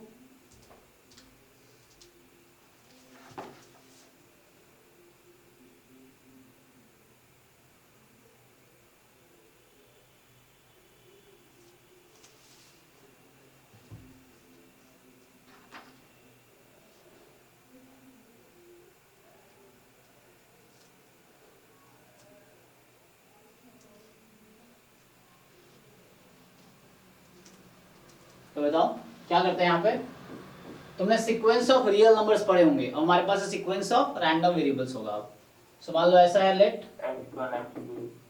x1 x2 x3 dot dot dot be a sequence of random variables, ठीक है।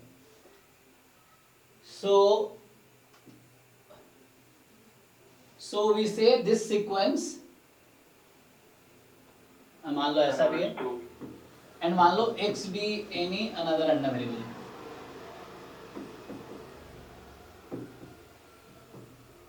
x कोई अदर रैंडम वेरिएबल है, तो we say sequence कैसे भी लिख सकते हो? मान लो तुम ऐसा लिख दो xn n more than equal to 1, ऐसे भी लिख सकते हो ना, x1 x2 xn।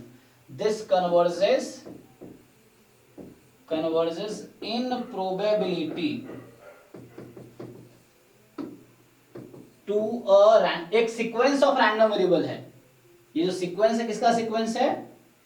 Random variable का, ठीक है। ये जो सीक्वेंस है ये रैंडम वेरिएबल का है। So a sequence of random variable this converges in probability to a random variable x। x कोई अलग रैंडम वेरिएबल है जिसपे कन्वर्ज होता है ना, कोई सीक्वेंस an है that converges to a real number a, convergence in real sequence बता रहा हूँ। तो an sequence converges to a real number a, तो वैसे ही लिख रहा हूँ कि कोई रैंडम वेरिएबल है वो किसी दूसरे रैंडम वेरिएबल में कन्वर्ज कर रही है, सीक्वेंस ऑफ रैंडम वेरिएबल। सो कब ऐसी होगी? इफ या इफ एंड ओनली इफ लिख सकते हो, definition is if and only if for all epsilon more then 0। क्या होता है कोई बताओ? कुछ लोग आइडिया तो होगा ही, क्या होता है? ट्राई करो। एक्सएन माइनस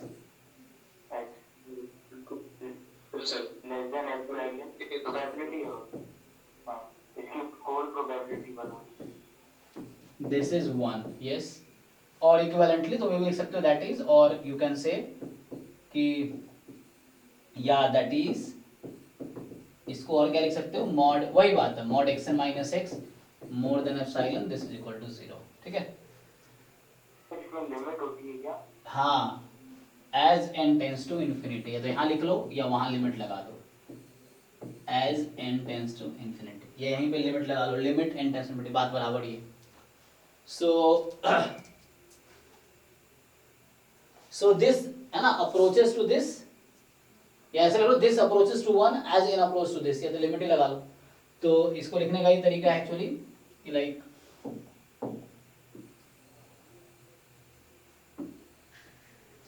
सो यहाँ पे है limit n tends to infinity, limit n tends to, क्योंकि अब ये तुम्हारा एक सीक्वेंस जैसा हुआ, ये पूरा an टाइप का है।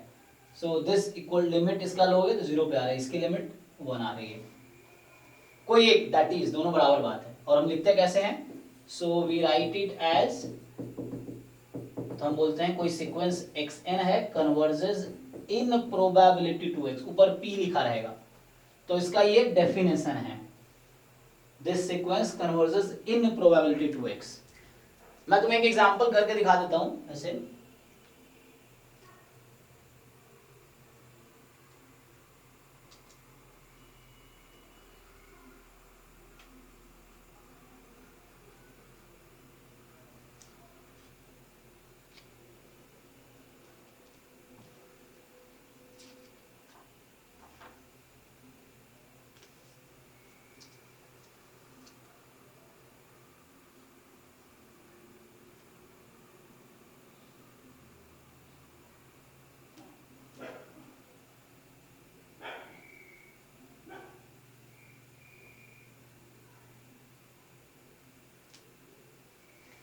एक क्वेश्चन मैं भी करा देता हूँ, देखो ट्राई करते हैं। सो यहाँ पे है कि क्वेश्चन तुम्हें कह रहा है कि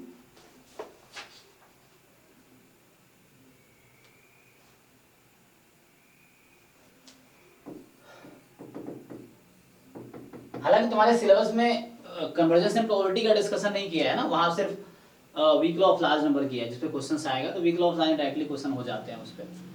सो लेकिन चूंकि मैं करा दे क्वेश्चन करा देता हूँ। सो x1 x2 मान लो बी अ सीक्वेंस। सिलेबस में जैसे आईआईडी भी लिखा है आगे, तो इसमें आईआईडी का भी कुछ होता है क्या रोल? हाँ नहीं वो तो weak law of large number में आईआईडी का यूज होगा, डेफिनेशन में जरूरत नहीं है। वो weak law of large number जो है या सेंट्रल लिमिट थ्योरम जो है उसमें आईआईडी के लिए ही डिफाइंड होता है, तो आईआईडी सीक्वेंस होनी चाहिए। So let x1 x2 xn bn IID, मैं यहाँ पे आईआईडी लिख रहा हूँ, एग्जांपल में ले रहा हूँ, ठीक है ना, वहां पे कुछ भी इन जनरल डिफाइंड है वो। Random sample from uniform 0 theta, या this be a random sample लिख लो, रैंडम सैंपल लिख दिया तो आईआईडी ही हो गया, ठीक है ना। This be a random sample, so random sample कहीं भी लिखा होगा मतलब वो आईआईडी रैंडम वेरिएबल है, इंडिपेंडेंट एंड आइडेंटिकली डिस्ट्रीब्यूटेड है, मतलब एक दूसरे से सब इंडिपेंडेंट है और सबका डिस्ट्रीब्यूशन सेम ही है, मतलब सेम पॉपुलेशन से लिए गए हैं। So this be a random sample from uniform 0, theta, ठीक। और yn डिफाइंड है मैक्सिमम ऑफ, अच्छा यहाँ पे एक्चुअली ये है। अब तुम्हें क्वेश्चन है कि मैक्सिमम ऑफ दिस, सबका मैक्सिमम, इसको nth ऑर्डर स्टैट्स बोलते हैं, ऑर्डर स्टैट्स में पढ़ेंगे, फिर मैं अभी क्वेश्चन कर दूंगा। सो nth ऑर्डर स्टैटिस्टिक्स हो गया। सो ये बोलना चाह रहा है तुमसे कि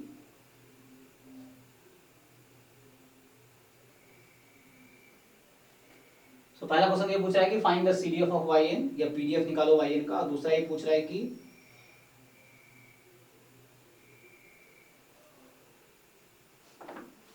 this converges in probability to, so check if yn converges in probability to theta. ये क्वेश्चन है, क्या yn कन्वर्ज करेगी in probability to theta. Definition apply करना है मुझे। तो देखो xn के बारे में नहीं कह रहा, ये नहीं कह रहा xn कन्वर्जेस सीक्वेंस, दूसरा yn की बात कर रहा था, पहले yn का तुम्हें वो निकालना पड़ेगा। सो इसका अगर मैं सॉल्यूशन लिखूं तो दो क्वेश्चन हो गए। एक क्वेश्चन तो ये हो गया कि ट्रांसफॉर्मेशन का एक क्वेश्चन हो गया कि पहले तो yn का डिस्ट्रीब्यूशन निकालो, या अगर मुझे yn का मैं सीडीएफ अगर दे दूं तुम्हें, मान लो, चलो प्रूव नहीं करते, प्रूव जब हम पढ़ेंगे तब करेंगे, डायरेक्टली मैं बता दूं तुम्हें कि पीडीएफ ऑफ yn जो आएगा, जो yn का पीडीएफ है वो तुम अगर फाइंड करोगे, यहाँ ऑर्डर स्टैट्स में देखेंगे। सो पीडीएफ ऑफ yn जो तुम्हारे पास मिलेगी, किसके टर्म में लिखूं, y के टर्म में। So this you will gate 0 when x is less than 0 and ये आएगी y अपॉन थीटा। सो इसका दे रखा है, सो n इंटू n/(n-1/3) कितना आएगा, n into n-1 divided by theta n. So theta की power n, fine, and x between 0 and theta, ठीक है। अच्छा ये मैं सीडीएफ क्यों लिख रहा हूँ, मैं तो सीधा अदरवाइज कर देता हूँ।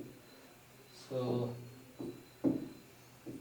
ये पीडीएफ है, ठीक है ना, अभी एंड 0 अदरवाइज कर दो, दिस 0 अदरवाइज, एक बार चेक कर लो, इक्वलिटी हटा दो, कोई दिक्कत नहीं।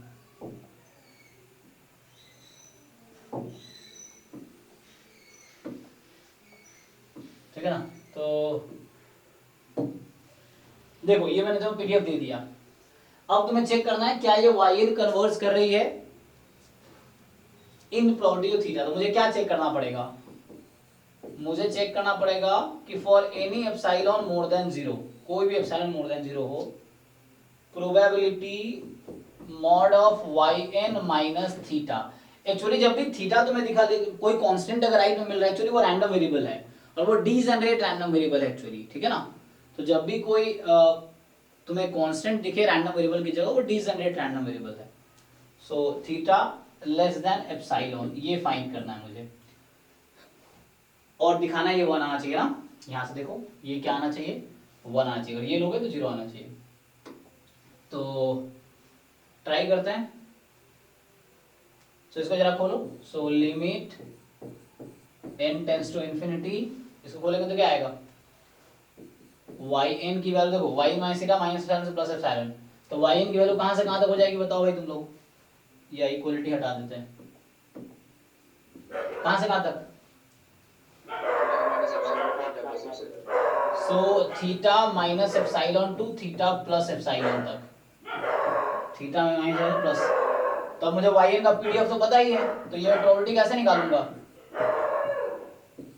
Integration theta minus epsilon to theta plus epsilon ना, अगर मुझे yn का पीडीएफ पता है तो इस तरह से, सो n y की power n minus one upon theta की पावर n dy, ये कैलकुलेट करो तुम लोग क्या आता है,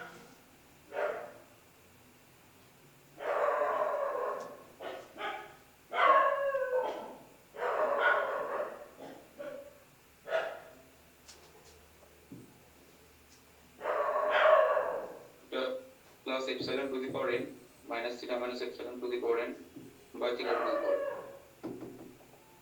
epsilon to the power n minus Theta plus epsilon to the power n minus theta minus epsilon to the power n. Theta plus epsilon to the power n minus में हाँ by theta.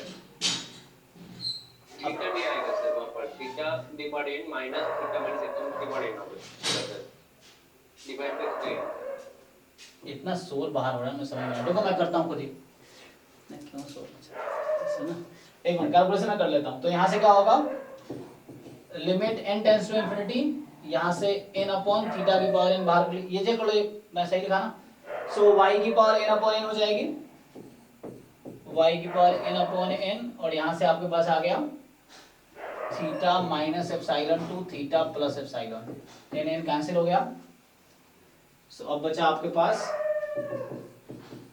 Limit n tends to infinity theta plus epsilon का n minus theta minus epsilon की power n, check करो, upon theta की power n, यही है, sir ये theta plus epsilon लिख रहा है सर आप, हाँ सर लिमिट तो आपने लिया था 0 टू थीटा सर, मतलब थीटा प्लस एप्सिलॉन, एप्सिलॉन अगर सर पॉजिटिव नंबर होगा तो वो नहीं आएगा ना। ओके ओके 1 मिनट, ये हमें देखना पड़ेगा अभी कि थीटा माइनस एप्सिलॉन क्या होगा, है ना, नहीं सर थीटा प्लस एप्सिलॉन का वो फिर आ जाएंगे। ओके ओके 1 मिनट, तो यहाँ पे क्या है एक्चुअली, यस यस, सो यहाँ जो है क्या है हमारे पास, क्योंकि सपोर्ट तो एक तो मैं y लिख दिया हूँ, हाँ वही मैं करेक्ट करता हूँ, 1 मिनट, सो हमारे पास क्या है यहाँ पे yn की थीटा प्लस एप्सिलॉन तक गई है, बट हमें ध्यान के रखना है, यहाँ पे मैं करता हूँ कैलकुलेशन, दिमाग किधर चला रहा है, तो यहाँ पे क्या होगा एक्चुअली, कहाँ तक करना पड़ेगा मुझे, ये आउट ऑफ सपोर्ट चला गया ना, यहाँ थीटा तक ही है, तो यहाँ पे तुम्हारे पास मुझे कहाँ तक कंसीडर करना पड़ेगा, ठीक है, एप्सिलॉन को एक बार देख लो सब लोग, यहाँ थीटा तक होगा, तो यहाँ पे थीटा तक होगा,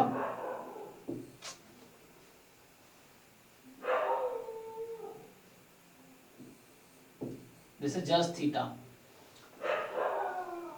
ये ठीक है, किसी को और डाउट है देखो एक बार, हाँ ठीक है, थीटा के बारे में, क्योंकि क्या करेंगे ना, ये yn थीटा तक और थीटा प्लस एप्सिलॉन तक तो वो हो गया ना, थीटा ज्यादा हो गया तो ये 0 हो गया एक्चुअली, अदरवाइज ओके, अब क्या होगा इसका आंसर, आ जाएगा sir 1 theta to the power n minus theta minus epsilon to the power n.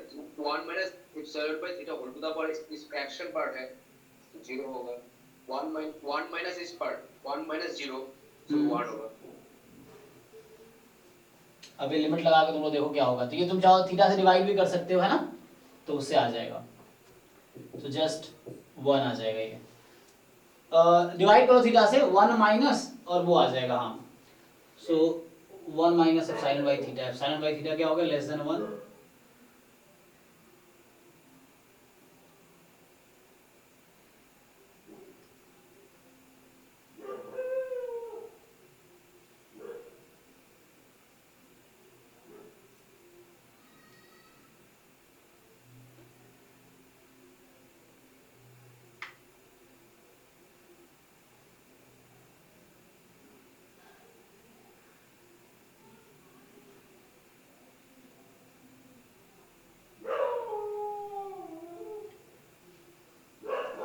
ठीक है, n टेंस टू इन्फिनिटी है तो अगली क्वांटिटी 0 हो जाएगी, तो दूसरी वाली। ओके तो ये प्रूफ था। अभी देख लो कुछ डाउट है प्रूफ में, तो मतलब हमने ऐसे ट्राई किया है, तो ये क्वेश्चन ही है, हालांकि साइज जैसा ही है। तो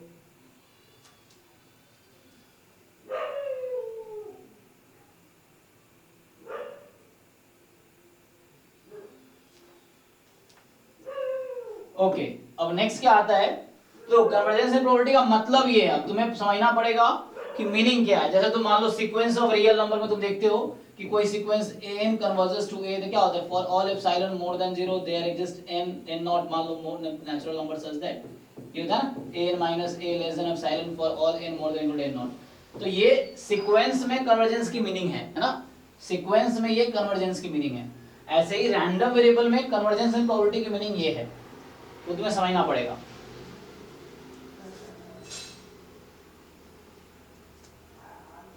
तो सेम थिंग हियर। अब आता है थ्योरम, जो थ्योरम है जिसका नाम है, दिस इज अ रिजल्ट जिसका नाम है weak law of large number, ठीक है ना, this is weak law of large number. और ये क्या कहता है, सो ये एक्चुअल इंफॉर्मेशन देता है तुम्हें IID sequence of random variable के लिए। मान लो ऐसा है कि late x1, x2 up to मतलब this be a sequence of IID random variables with mean mu and variance sigma square, ठीक है। सो ये तुम्हारा स्टेटमेंट है।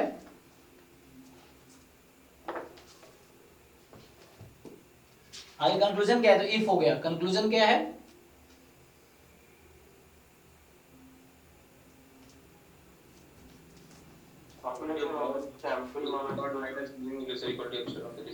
So this is variance finite होनी चाहिए। एंड मान लो x बार बताइए आपको कि लेट x बार का मीनिंग है 1/n summation xi i from 1 to n, ठीक है ना। तो ये जो इंफॉर्मेशन देता है x बार के बारे में, तो ये बोलता है कि x bar converges in probability to mu, ये बोलता है ना। म्यू मतलब ex, तो e कोई भी x उसमें से ले लो, है ना। तो mu you can consider as e of like x1 ले लो, x1 मतलब फर्स्ट रैंडम वेरिएबल था, क्योंकि सबका मीन तो इक्वल ही होगा क्योंकि आईआईडी है। सो लाइक दिस, सो ये स्टेटमेंट का कंक्लूजन यही है।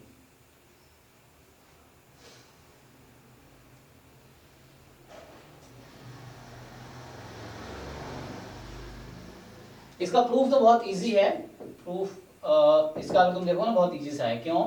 क्योंकि मुझे यहाँ क्या प्रूफ करना पड़ेगा, चेक करो, मुझे ये प्रूफ करने के लिए क्या प्रूफ करना पड़ेगा कि limit n tends to infinity probability x bar minus mu less than epsilon, क्या दिखाना है मुझे, हाँ। सो तुम इसमें चेबीशेव इनइक्वालिटी लगाओ, तो इसके बारे में क्या बोल सकते हो तुम, greater than equal to 1 minus variance of x upon, तो ये है लेस देन इक्वल, यहाँ होगा ग्रेटर इक्वल टू, हाँ 1 minus variance of x bar upon apply Chebyshev inequality. हाँ तो अभी मैं लिमिट हटा देता हूँ। तुम इसके बारे में तुम जानते हो, you know this by Chebyshev inequality, you know this quantity. और x बार का वेरिएंस कितना होता है, so what is this quantity, sigma square by n epsilon square, okay. and then to infinity पर वो 0 हो जाएगा। हाँ, तो n टेंड्स टू इन्फिनिटी निकाल लो। So you apply limit both side, you apply limit both side.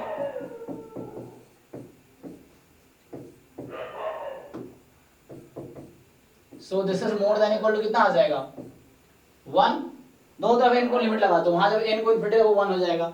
अब probability 1 से ज्यादा कुछ हो सकती है क्या, तो प्रोबेबिलिटी है ना, नहीं so it can not take value more than 1, तो 1 के इक्वल होना पड़ेगा इसको।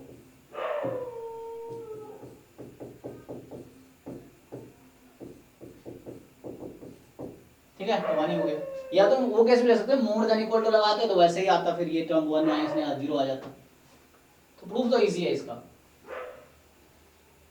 और ये कहना चाह रहा है this want to say that x bar converges in probability to mu.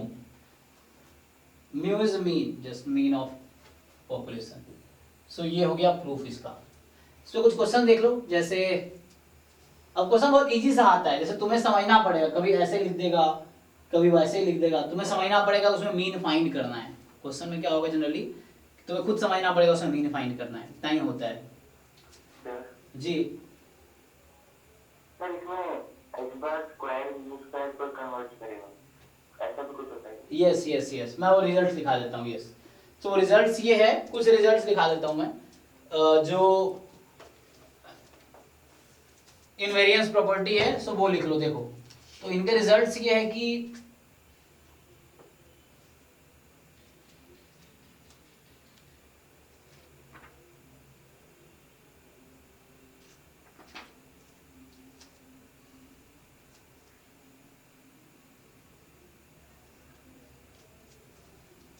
कुछ रिजल्ट दिखा दो जो यूजफुल होते हैं, थ्योरम्स लिख लो चाहो तो। इफ मान लो दे रखा है इफ सीक्वेंस xn कन्वर्जेस, कोई सीक्वेंस है xn of random variable converges in probability to x, and मान लो दे रखा है yn converges in probability to y, ठीक है। देन एक तो पहली बात ये है कि फर्स्ट पॉइंट इज जो xn प्लस yn होगा that will converge in probability to x plus y। दूसरा xn minus yn will converge in probability to x minus y। तीसरा ऐसे ही xn into yn will converge in probability to x into y। Ratio भी होगा जब वो अगर y zero value नहीं लेता है तो, चेक। सो यहाँ पे क्या होगा,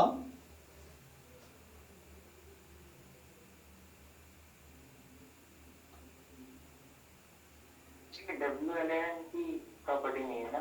नहीं वो WL के आगे लिखाता हूं मैं उसी, एक्चुअली हाँ ये कन्वर्जेंस प्रोबेबिलिटी का है, ये तुम्हें हेल्प करेगा कंसिस्टेंट एस्टिमेटर में, तो उस केस में तुम्हें हेल्प करेगा। xn upon yn will converge in property x upon y where y is non zero, ठीक है ना, y जीरो नहीं होना चाहिए फॉर y नॉन जीरो। अब क्या होता है पांचवा, मान लो कोई an सीक्वेंस है into xn will converge in probability to what? a into x, जहां पे क्या होगा where ये जो an सीक्वेंस है that converges, या ऐसा समझो कि जो an की लिमिट है, ये जो an है उसकी लिमिट स्मॉल a है, तो इस तरीके से। हालांकि xn कन्वर्ज कर रहा था प्रोबेबिलिटी में x पे, इसको तुम आगे जनरलाइज भी कर सकते हो।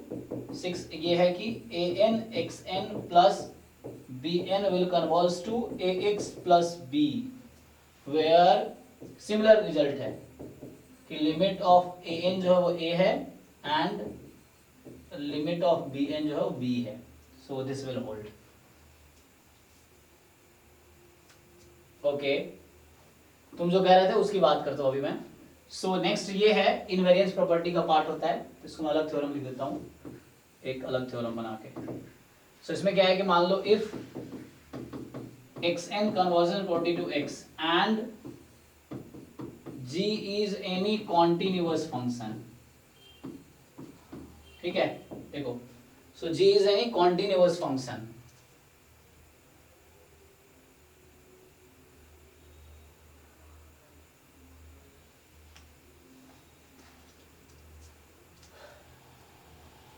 क्या होता है इनवेरियंस, क्या होता था कंसिस्टेंट, तुम्हें याद भी होगा कंसिस्टेंट एस्टिमेटर के लिए क्या जरूरी होता था, कंटिन्यूअस काफी है ना, क्योंकि 1 1 चाहिए था सफिशिएंट होने के लिए।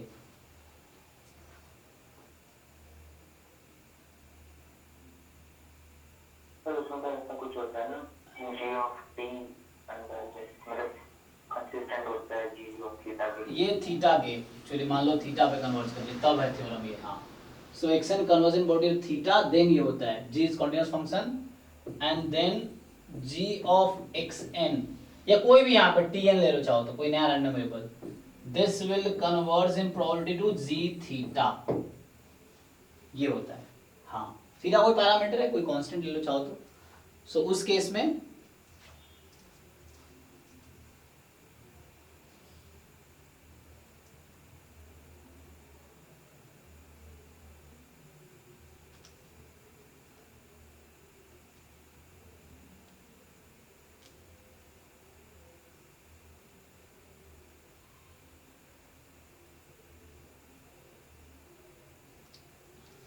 ठीक है ना। ऐसे सोचा लाइक जो वो भी कर सकते हो, मैं शुरू में कर रहा था, दैट इज ऑल्सो फाइन।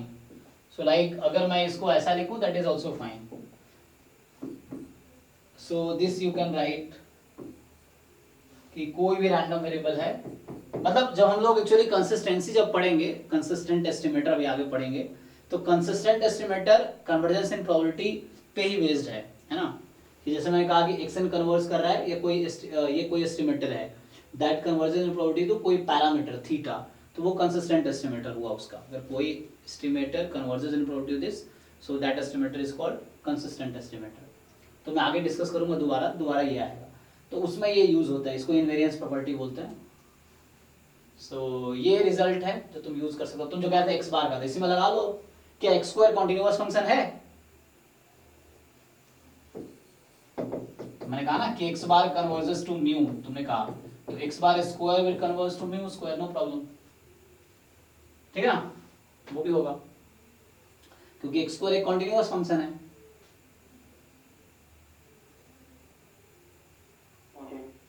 ठीक है, तो ये होल्ड करेगा, कोई दिक्कत नहीं, ठीक है ना। या कुछ भी, जैसे मान लो एक्स बार मान लो +2, that will converge to mu +2, no problem, है ना। तुम x bar minus mu will converge to 0, इस तरह से लिख सकते हो, कोई दिक्कत नहीं है।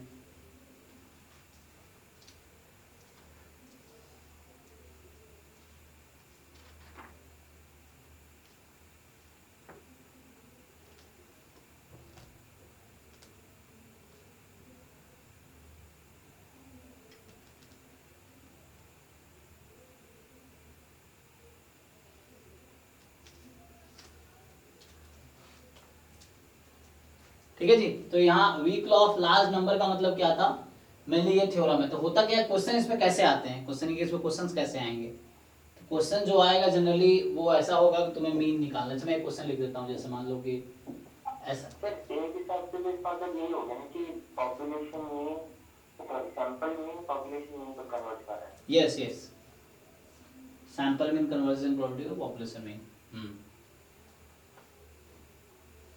और इसको अगर जनरलाइजेशन हम अगर ऐसा लिखना चाहें कि सैंपल मोमेंट कन्वर्ट करे पॉपुलेशन में, हाँ, वो भी कर सकते हो, लिखा नहीं मैंने। So that can be done. So actually थोड़ा सा हाँ यूजफुल वो भी है काफ़ी, देखो। सो इसको मैं आगे एक्सटेंड करता हूँ, जो weak law of large number उसका एक्सटेंशन भी है। सो एक्सटेंशन अभी तुमने क्या देखा कि उसमें ये था कि तुम्हारे पास IID सीक्वेंस है, x1 x2 xn are IID sequence of random variable, मान लो ऐसा है, with mean mu and variance sigma square. तो तुमने देखा जो x बार है वो कुछ और नहीं क्या, 1/n summation xi। So this will converge in probability to mu था, है ना। तो जो 1/n summation i from 1 to n xi square, तो ये म्यू क्या है, जस्ट ex ही तो है ना। So this thing will converge to what, expectation of that, मान लो इसकी पावर r है। सो ये rth मोमेंट पे, पॉपुलेशन के rth मोमेंट पे कन्वर्ज करेगी। ये सेकेंड सैंपल मोमेंट है, मतलब ऑर्डर 2 का सैंपल मोमेंट है, that will converge to order 2, मतलब सेकेंड पॉपुलेशन मोमेंट पे। यस, सो पावर r है for all r belongs to natural number, you can take this. In fact तुम अभी यही देखा है तुमने कि पावर लगा दो कोई दिक्कत नहीं, जैसे x बार का स्क्वायर लगा दिया, that will converge to mu square.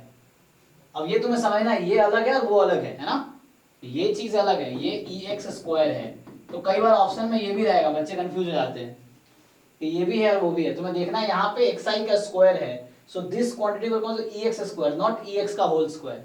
तो यहाँ भी कई बार कंफ्यूजन होता है बच्चों को। हमने दोनों तरफ स्क्वायर किए हैं, ठीक है ना, वो अलग चीज है। ये है 1/n summation xi whole square है। सो ये कन्वर्ज कर रहा है ex के होल स्क्वायर पे, जस्ट वो जो थ्योरम था उसके हिसाब से, है ना। यहाँ क्या है, xi का स्क्वायर है, बाद में समेशन लिया जा रहा है, तो ये ex स्क्वायर पे कन्वर्ज कर रहा है। तो ये कुछ रिजल्ट्स हैं जो यूज होंगे क्वेश्चन में।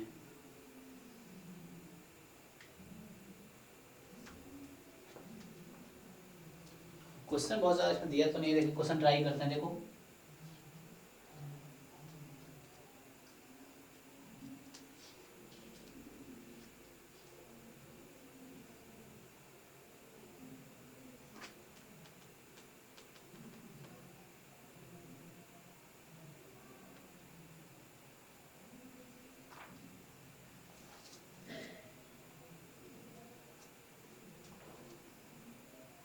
कोई क्वेश्चन देखो, ऐसा क्वेश्चन आया है जिसमें सेंट्रल यूनिवर्सिटी पेपर में, देखो कोई ऐसा क्वेश्चन तुम लोगों को मिल रहा है जिसमें weak law of large number पे बेस्ड हो या कन्वर्जेंस प्रोबेबिलिटी बेस्ड हो? चेक करो, वही करते हैं फिर, क्योंकि मुझे भी ढूंढना पड़ेगा।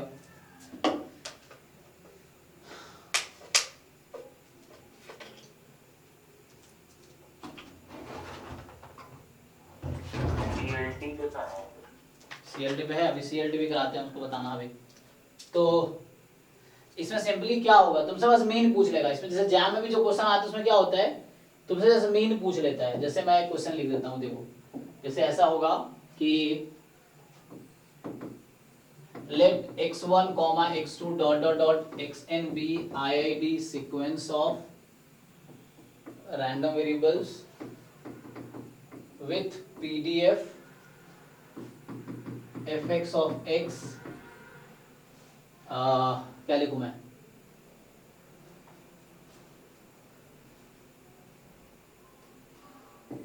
टू एक्स बिटवीन 0 and 1, ठीक है। सिंपली आसान सा लिख दिया। अब क्या होगा कि लेट एक्स बार जो है तुम्हें पता है कि समेशन एक्स आई है, i from 1 to n, such that ऐसा लिखा मिल जाएगा, limit n tends to infinity, मान लो पहला पार्ट ये है, या probability x bar minus k1, ठीक है, mod is more than epsilon, this is 0 and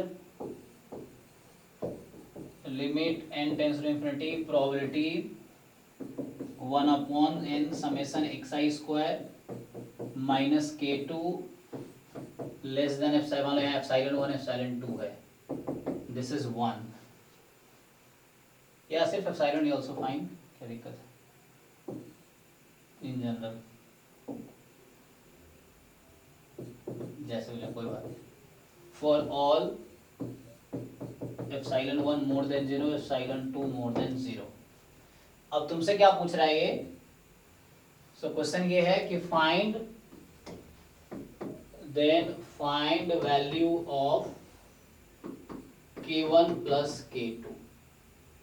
अब मान लो इसमें 4 ऑप्शन दे दिया, तो ये इस तरह क्वेश्चन मैंने थोड़ी बनाने की कोशिश की, एग्जाम में लोग करते हैं।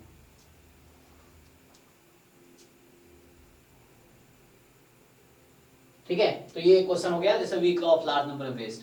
अब तुम लोग बताओ आंसर, जिनको समझ आया पिछला क्वेश्चन थ्योरम, जो थ्योरी समझ आया है, तो आप मुझे बताओ k1 प्लस k2 की वैल्यू क्या है।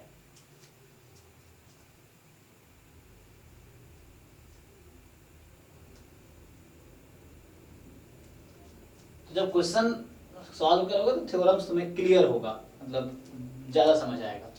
सो पर ट्राई करो, नहीं समझ आ रहा तो मुझसे पूछो कि क्या समझना है, फिर मैं सॉल्व करूंगा, अभी ट्राई करके देखो।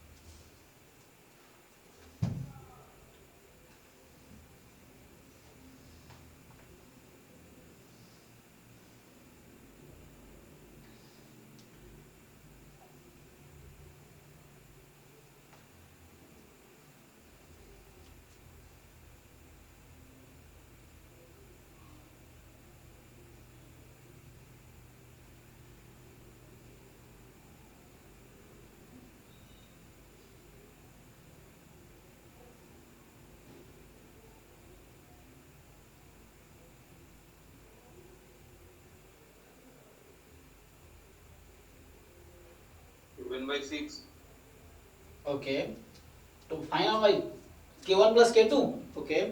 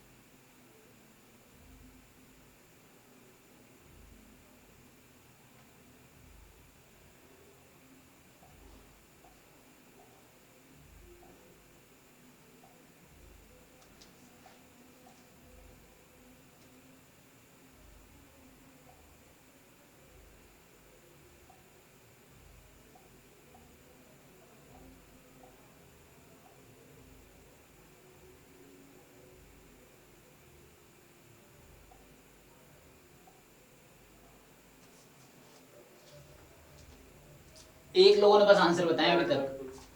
कितना है 1/6 तुम्हारा भी? 7/6। 7/6, हाँ 7/6 बोला अच्छा मैं। दोनों का 7/6 था, फाइन फाइन। हाँ हाँ हाँ। तो 2 लोगों का आंसर आया है, बाकी लोग 1/6 सर। 7/6। तो ये ओके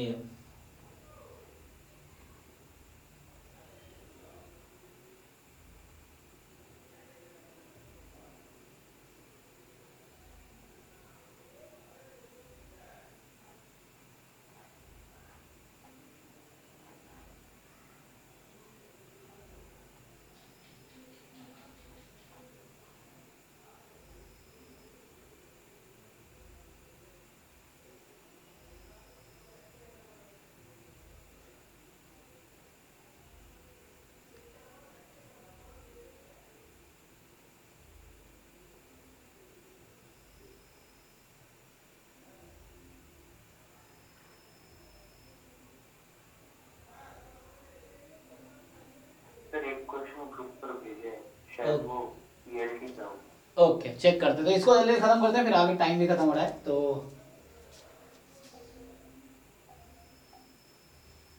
ग्रुप पे जिन्होंने भेजा है ये क्या है, x1 x2 xn भी सीक्वेंस ऑफ आईडी बर्नौली, और ये है तो लिमिट, हाँ तो ये तो सेंटर लिमिट थ्योरम का होगा, क्योंकि अच्छा मीन एक्स बार का क्या होगा, उसे ही कर लो क्या ही दिक्कत है। तो ये हाफ आ जाएगा आंसर इसका।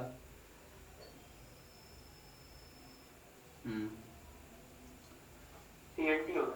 हाँ हाँ ये तो इजीली हो जाएगा। अभी करते हैं CLT भी लिखते हैं। तो देखो सॉल्व करूँ या हो गया सबका? सर कर दीजिए सर। ओके देखो, तो पहले तो आपको समझना पड़ेगा कि इसका मीनिंग क्या है। तो ये मीनिंग जब देख के आपको आइडिया आना चाहिए। ओके सो इसका मीनिंग है कि x bar converges in probability to k1। देखो कहां से? कन्वर्जेंस इन प्रोबेबिलिटी के डेफिनेशन से। तो आप जाओगे डेफिनेशन पे, सो आप देखोगे ओके जो ये टर्म है यहाँ पे कि ये टर्म देखो, सो इस टर्म की मीनिंग जो है, इसकी मीनिंग ये है। देखो यहाँ पे probability xn minus x less than epsilon this, so यहाँ x की जगह वहां पे k1 है, ठीक है। सो आपको पहले इसको समझना है कि x बार अब ये आपको गिवन है, मतलब फिर ये वाले टर्म देख के आपको समझ आएगा एंड लिखा हुआ है, ठीक है। तो इस वाले से समझ आएगा ओके ये जो 1/n समेशन xi स्क्वायर है this will converge in probability to k2, ये मुझे क्वेश्चन में गिवन है। सो ये दो इंफॉर्मेशन, ये two informations we have in the question, ये इंफॉर्मेशंस गिवन है। तो अगर मैं इसको सॉल्व करूंगा तो मैं लिखूंगा मुझे गिवन है in the question we have given x bar converges in probability to k1 and 1/n summation xi square I from 1 to n converges probability to k2। अब मुझे ढूंढना है ये k1 है क्या, अब मुझे ढूंढना है k2 है क्या। तो कहां से पता चलेगा? तो अभी मैंने रिजल्ट लिखा है, आपको weak law of large number के रिजल्ट देखने हैं। सो weak law of large number का जो थ्योरम कहता है कि ये क्वांटिटी हमेशा मीन पे कन्वर्ज करेगी। तो इससे आपको आइडिया आएगा ओके सो x बार जो कन्वर्ज किया था यहाँ k1 पे, तो ये k1 क्या होना चाहिए? k1 क्या होना चाहिए? e ऑफ x, ठीक है, हाँ ex होना चाहिए, किसी एक का मीन। फिर अब ये देखोगे ओके तो यहाँ पे आपको आइडिया आएगा। अच्छा ये थ्योरम कह रहा है कि this quantity 1/n summation converges to ex square. तो ये मुझे थ्योरम से पता है, this is the result of the theorem. ये इन जनरल करेक्ट है किसी भी डिस्ट्रीब्यूशन के लिए, कोई भी डिस्ट्रीब्यूशन होगा तो करेक्ट है ये। सो इसका मतलब है जो k2 है वो कुछ और नहीं, उसने k2 किसके प्लेस पे लिखा है? ex स्क्वायर के प्लेस पे। अब यहां तक आप पहुंच गए तो आपको याद आएगा ओके यहाँ तो पीडीएफ मुझे दे रखा है। सो जब ये पीडीएफ मुझे दे रखा है तो इस पीडीएफ में ex फाइंड कर सकता हूँ, ex स्क्वायर भी फाइंड कर सकता हूँ। सो फाइंड कीजिए इस पीडीएफ से। सो ex हो गया आपका x time pdf 2x dx 0 से 1, ex स्क्वायर हो गया x square time pdf dx 0 से 1। कितना आ गया ये? 2/3 2/3 और ये 2/, 2/3 1/2। 2/4 ना, ये सही है? हाँ सर 1/2 सर ठीक है ना? हाँ ओके ओके ठीक है। तो k1 प्लस k2 फाइनली मुझे पूछ रहा था k1 प्लस k2, तो ये हो गया 2/3 प्लस 2/4। सो ये हो गया, जैसे भी कर लो ना,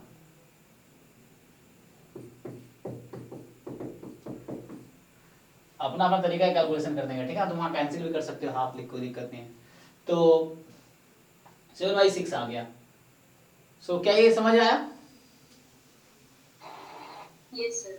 हाँ, तो ये आपका तरीका होगा जब कोई question weak law of large number पे होगा। सो मैंने अभी आपको कन्वर्जेंस इन प्रोबेबिलिटी कराया, उस पे एक क्वेश्चन करके दिखाया था कि कन्वर्जेंस इन प्रोबेबिलिटी का ये डेफिनेशन है, इस पे एक क्वेश्चन हमने ये किया है डेफिनेशन बेस्ड।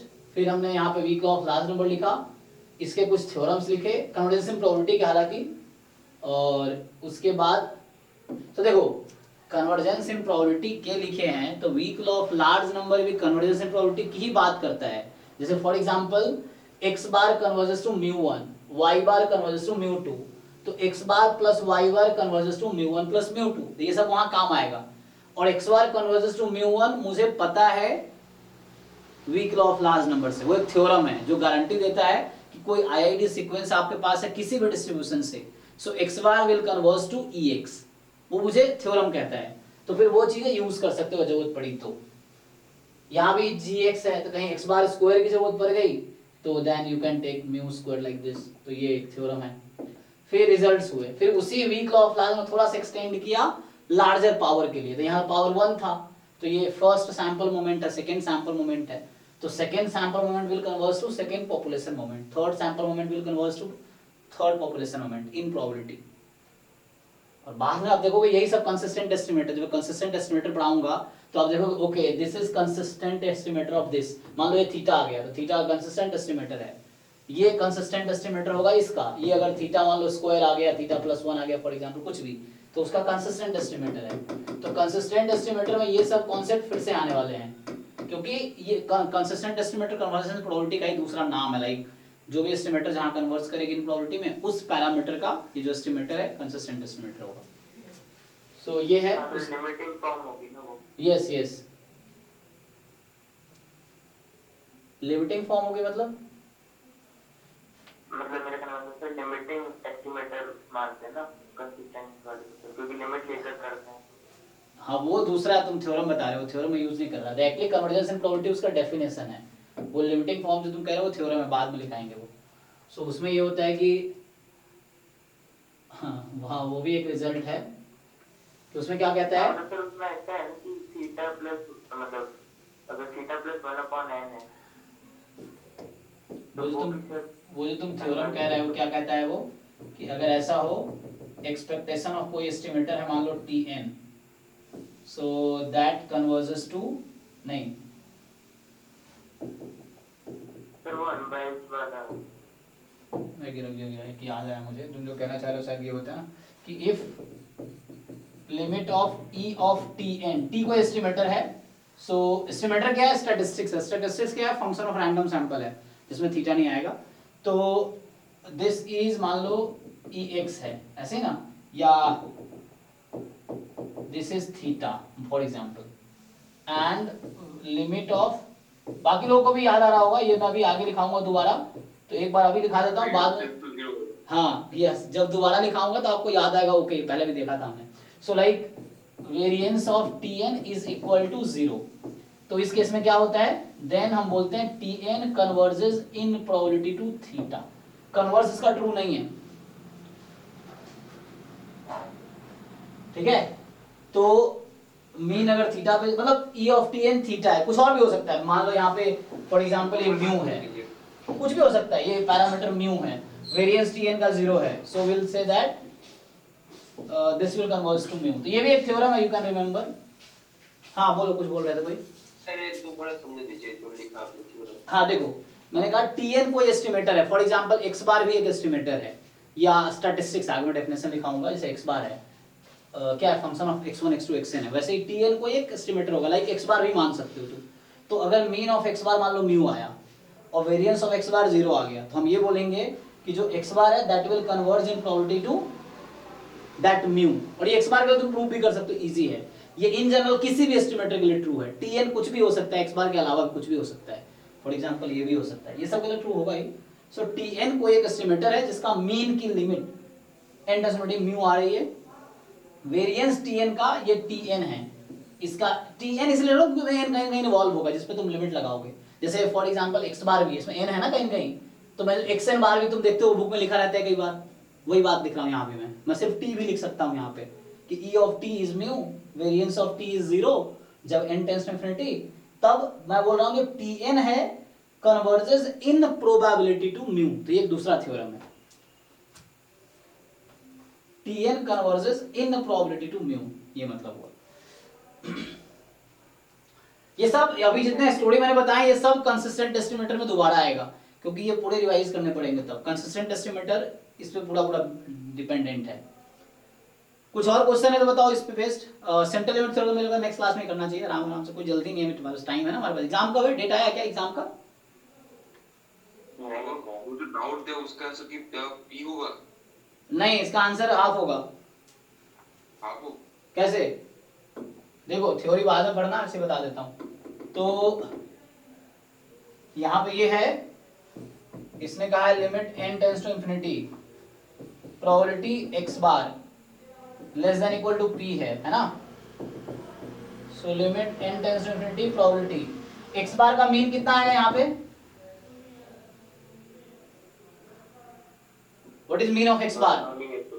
पी हो जाएगा। जो सैंपल का मीन है, सैंपल के आपका कोऑर्डिनली 1p है, so that will be p only. Denominator में कुछ भी हो, हमें छोड़ो इसको, कोई फर्क नहीं पड़ता। वेरिएंस को भी जो बाद में 0 ही हो जाना ना, p minus p upon variance of x बार कुछ भी आ जाए। सो मतलब हमें दोनों तरफ डिवाइड करना है सेम चीज से। सो हमने दोनों तरफ सब्ट्रैक्ट किया p, so we subtracted p both side. क्यों करते हैं तुम्हें याद आ रहा होगा, x bar minus mu upon sigma by root n converges in distribution to standard normal. Central limit theorem का स्टेटमेंट जो नेक्स्ट क्लास में कराऊंगा। तो इसका डिस्ट्रीब्यूशन क्या हो जाएगा? ये डिवाइडेड बाय n भी होता है। अरे मैंने वो लिखा नहीं मेरे भाई, वेरिएंस ऑफ x बार लिखा है मैंने। तुम्हें वो लिखना, तुम लिखो ठीक है। Sigma by root n, you write sigma by root n। तो मैंने लिखा ही नहीं, मैं तो x बार के बारे में लिख रहा था, यही आएगा वो। So sigma by root n। तो यहाँ ये क्या हो गया और ये क्या हो गया, बताओ इसके बारे में। What is left side? z। और राइट साइड क्या है? तो z less than equal to 0 हो गया तो हाँ वही तो मैं भी कर रहा हूँ। तो प्रोबेबिलिटी आया z less than equal to 0, और इसको क्या बोलते हो तुम लोग? Phi 0। Phi is the series of standard normal. Phi की वैल्यू 0 पे क्या होती है? हाफ। ठीक है, तो हाफ आ गया आंसर। जिन लोगों को समझ नहीं आया टेंशन मत लो, नेक्स्ट क्लास में क्वेश्चन दोबारा आएगा। हालांकि कुछ है नहीं ऐसा, जिनको कभी सेंट्रल लिमिट थ्योरम का नाम सुना होगा तो उसको समझ आ जाएगा कि ये स्टैंडर्ड नॉर्मल होता है। ठीक है ना, उसको जेड लिख, हाँ तो उसको जेड लिखते हैं और वो राइट 0 हो गया, तो 5 0 इज हाफ, क्योंकि स्टैंडर्ड नॉर्मल तुम्हें पता है कि 0 पे सिमेट्रिक है। This probability is half, this is half, तो ये 5 0 ये होता है less than equal to 0, this probability is half, this is 5 0 ना, और राइट साइड हाफ, तो ये हो गया। ठीक है ओके चलो ठीक है, तो आज खत्म करते हैं यहीं पे। कल मैं सेंट्रल लिमिट जी। सर एक चीज कह रही थी कि आप क्लास थोड़ा सा लेट कर सकते हैं, क्योंकि हम लोग जैसे कॉलेज जाते हैं ना टेस्ट वगैरह देने, तो फिर आते आते 6 o'clock हो जाता है, 6-6:30, तो आप 7 से क्लास कर दीजिए। 6:30 से कर सकता हूँ, 7 से मुश्किल इसलिए है क्योंकि थोड़ा सा मेरी लाइफ बहुत हेक्टिक है। 9 to तुम्हें पता है 9 to 6 PM मैं होता हूँ लैब में, मेरा पीएचडी का काम चलता है। फिर 6 to 12 मेरा टीचिंग टाइम है, ठीक है, इवनिंग में 6 PM to 12 नाइट। अब इसमें मुझे 3 बैचेस लेने हैं, तो एक बैच 6 to 8 है, एक 8 to 10 है, एक 10 to 12 है, ये 3 बैच है मेरा।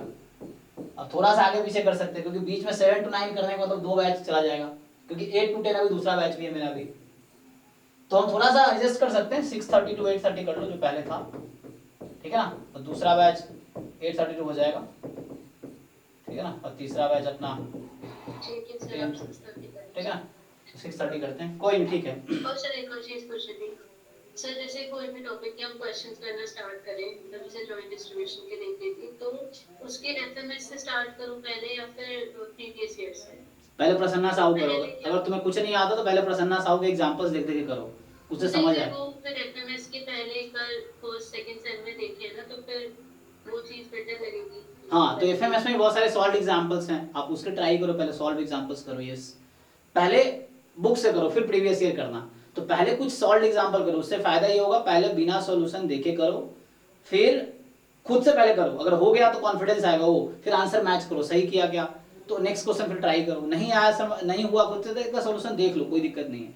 सीखना है तुम्हें, अगर तुम सीख लियो तो फिर खुद से करके देखो, फिर वैसे ही है। तो ऐसे सीखते रहो, बहुत सारे सॉल्व प्रॉब्लम सॉल्व करो, फिर प्रीवियस ईयर पेपर उठाओ, फिर प्रीवियस ईयर पेपर करो। नहीं हो रहा है तो फिर वापस कॉन्सेप्ट पे जाओ कि उस क्वेश्चन में ऐसा क्या है जो तुम्हें नहीं आ रहा है।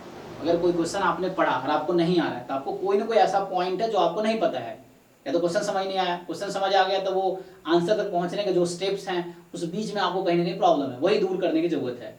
तो वो आपको पता चलेगा जब आप क्वेश्चन सॉल्व करोगे क्या आप कहाँ पे प्रॉब्लम है। कई बार लगता है हमें थ्योरी सब आती है, लेकिन क्वेश्चन करते नहीं होता है, क्योंकि उस बीच के, क्योंकि थ्योरी को अप्लाई करना मेन टास्क है क्वेश्चन में, तो वो क्वेश्चन सॉल्व करके आएगा। तो आप पहले एग्जांपल्स कर लो एफएमएस के, और फिर आप प्रीवियस ईयर पेपर साइमल्टेनियस भी कर सकते हो आप, एक टॉपिक वाइज करके, है ना।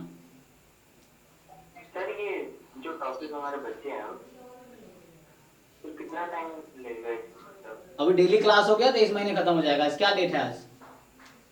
आज 12-11। हाँ, 23 महीने अप्रैल में पूरा सिलेबस खत्म हो जाएगा, अप्रैल एंड तक पूरा सिलेबस खत्म हो जाएगा। रीजन से क्वेश्चन आता है क्या सर? जी, पिछले साल तो नहीं आया सर, रीजन ऑफ एक्सपेरिमेंट और सैंपलिंग डिस्टेंस। कुछ क्वेश्चन तो आए थे पिछले साल। 3 क्वेश्चन है। हम्म, वो डायरेक्ट फॉर्मूला इजी होते हैं, मैं करा दूंगा, इसी वाले ही बेसिक्स होते हैं, बस बहुत बेसिक्स है। हाँ ठीक है ना, तो इस मंथ में खत्म हो जाएगा सिलेबस, अप्रैल एंड तक हो और सर जाएगा। एप्टीट्यूड की क्लास में दी है। एप्टीट्यूड सर लेंगे ना, सैटरडे संडे लेंगे वो। सैटरडे में क्या मैं करा दूंगा, क्योंकि मैंने गेट का क्लास लिया था, गेट में एप्टीट्यूड आते वो कर सकते हो। सर मैं वही बोल रहा हूँ कि आपने गेट का करवाया था। हाँ, गेट के एप्टीट्यूड मैंने कराए थे, तो गेट में जितने एप्टीट्यूड के 5 साल के क्वेश्चन है वो भी तुम उठा के देख सकते हो, तो वो है। बाकी कुछ देखना किस टाइप के आए हैं, जीएस वीएस सब थोड़ा उस तरह से कर सकते हैं। देखता हूँ, पहले एक बार स्टैटिस्टिक्स खत्म कर लेता हूँ, फिर देखता हूँ मैं होगा तो मैं एक बार करा दूंगा एप्टीट्यूड भी, क्योंकि 75 मार्क्स तुम्हारे स्टैट से आने हैं, 75 क्वेश्चंस, और 25 क्वेश्चंस में मैथ्स और ये एप्टीट्यूड सब मिला के आएंगे। नहीं सर, हाँ 20 आने मैथ्स के और 25 आने फिर वो वाले बाकी स्टैट। अच्छा, ऐसा है क्या? ओके ओके, हाँ। तो मतलब 25 तो एप्टीट्यूड फिक्स हो गए। अच्छा अच्छा, ऐसा है। सो मतलब 25 एप्टीट्यूड फिक्स हो गए, वो कॉमन है शायद हर पेपर में। हाँ उसके बाद फिर उसमें कुछ मैथ्स और कुछ स्टैट्स, ऐसा है। ओके ओके, ठीक है। 20 मार्क्स पिछले पेपर में जो आप करवा रहे थे। ओके ठीक है, तो एक बार देखते हैं अभी आगे, फिर मैं पेपर एक और देख लूँगा, एक बार और पेपर देख लूँगा मैं, ये पैटर्न, क्योंकि तुम लोग ज़्यादा अपडेटेड हो, मैं डिफरेंट एग्जाम्स का देखता हूँ, तो ठीक है। चलो नेक्स्ट क्लास में सेंट्रल लिमिट थ्योरम करते हैं, इस मंथ में खत्म हो जाएगा सिलेबस, कोशिश करेंगे इस मंथ के एंड तक खत्म कर लें। ओके चलो आज के लिए इतना ही रखते हैं, thank you, thank you, good night. Good night.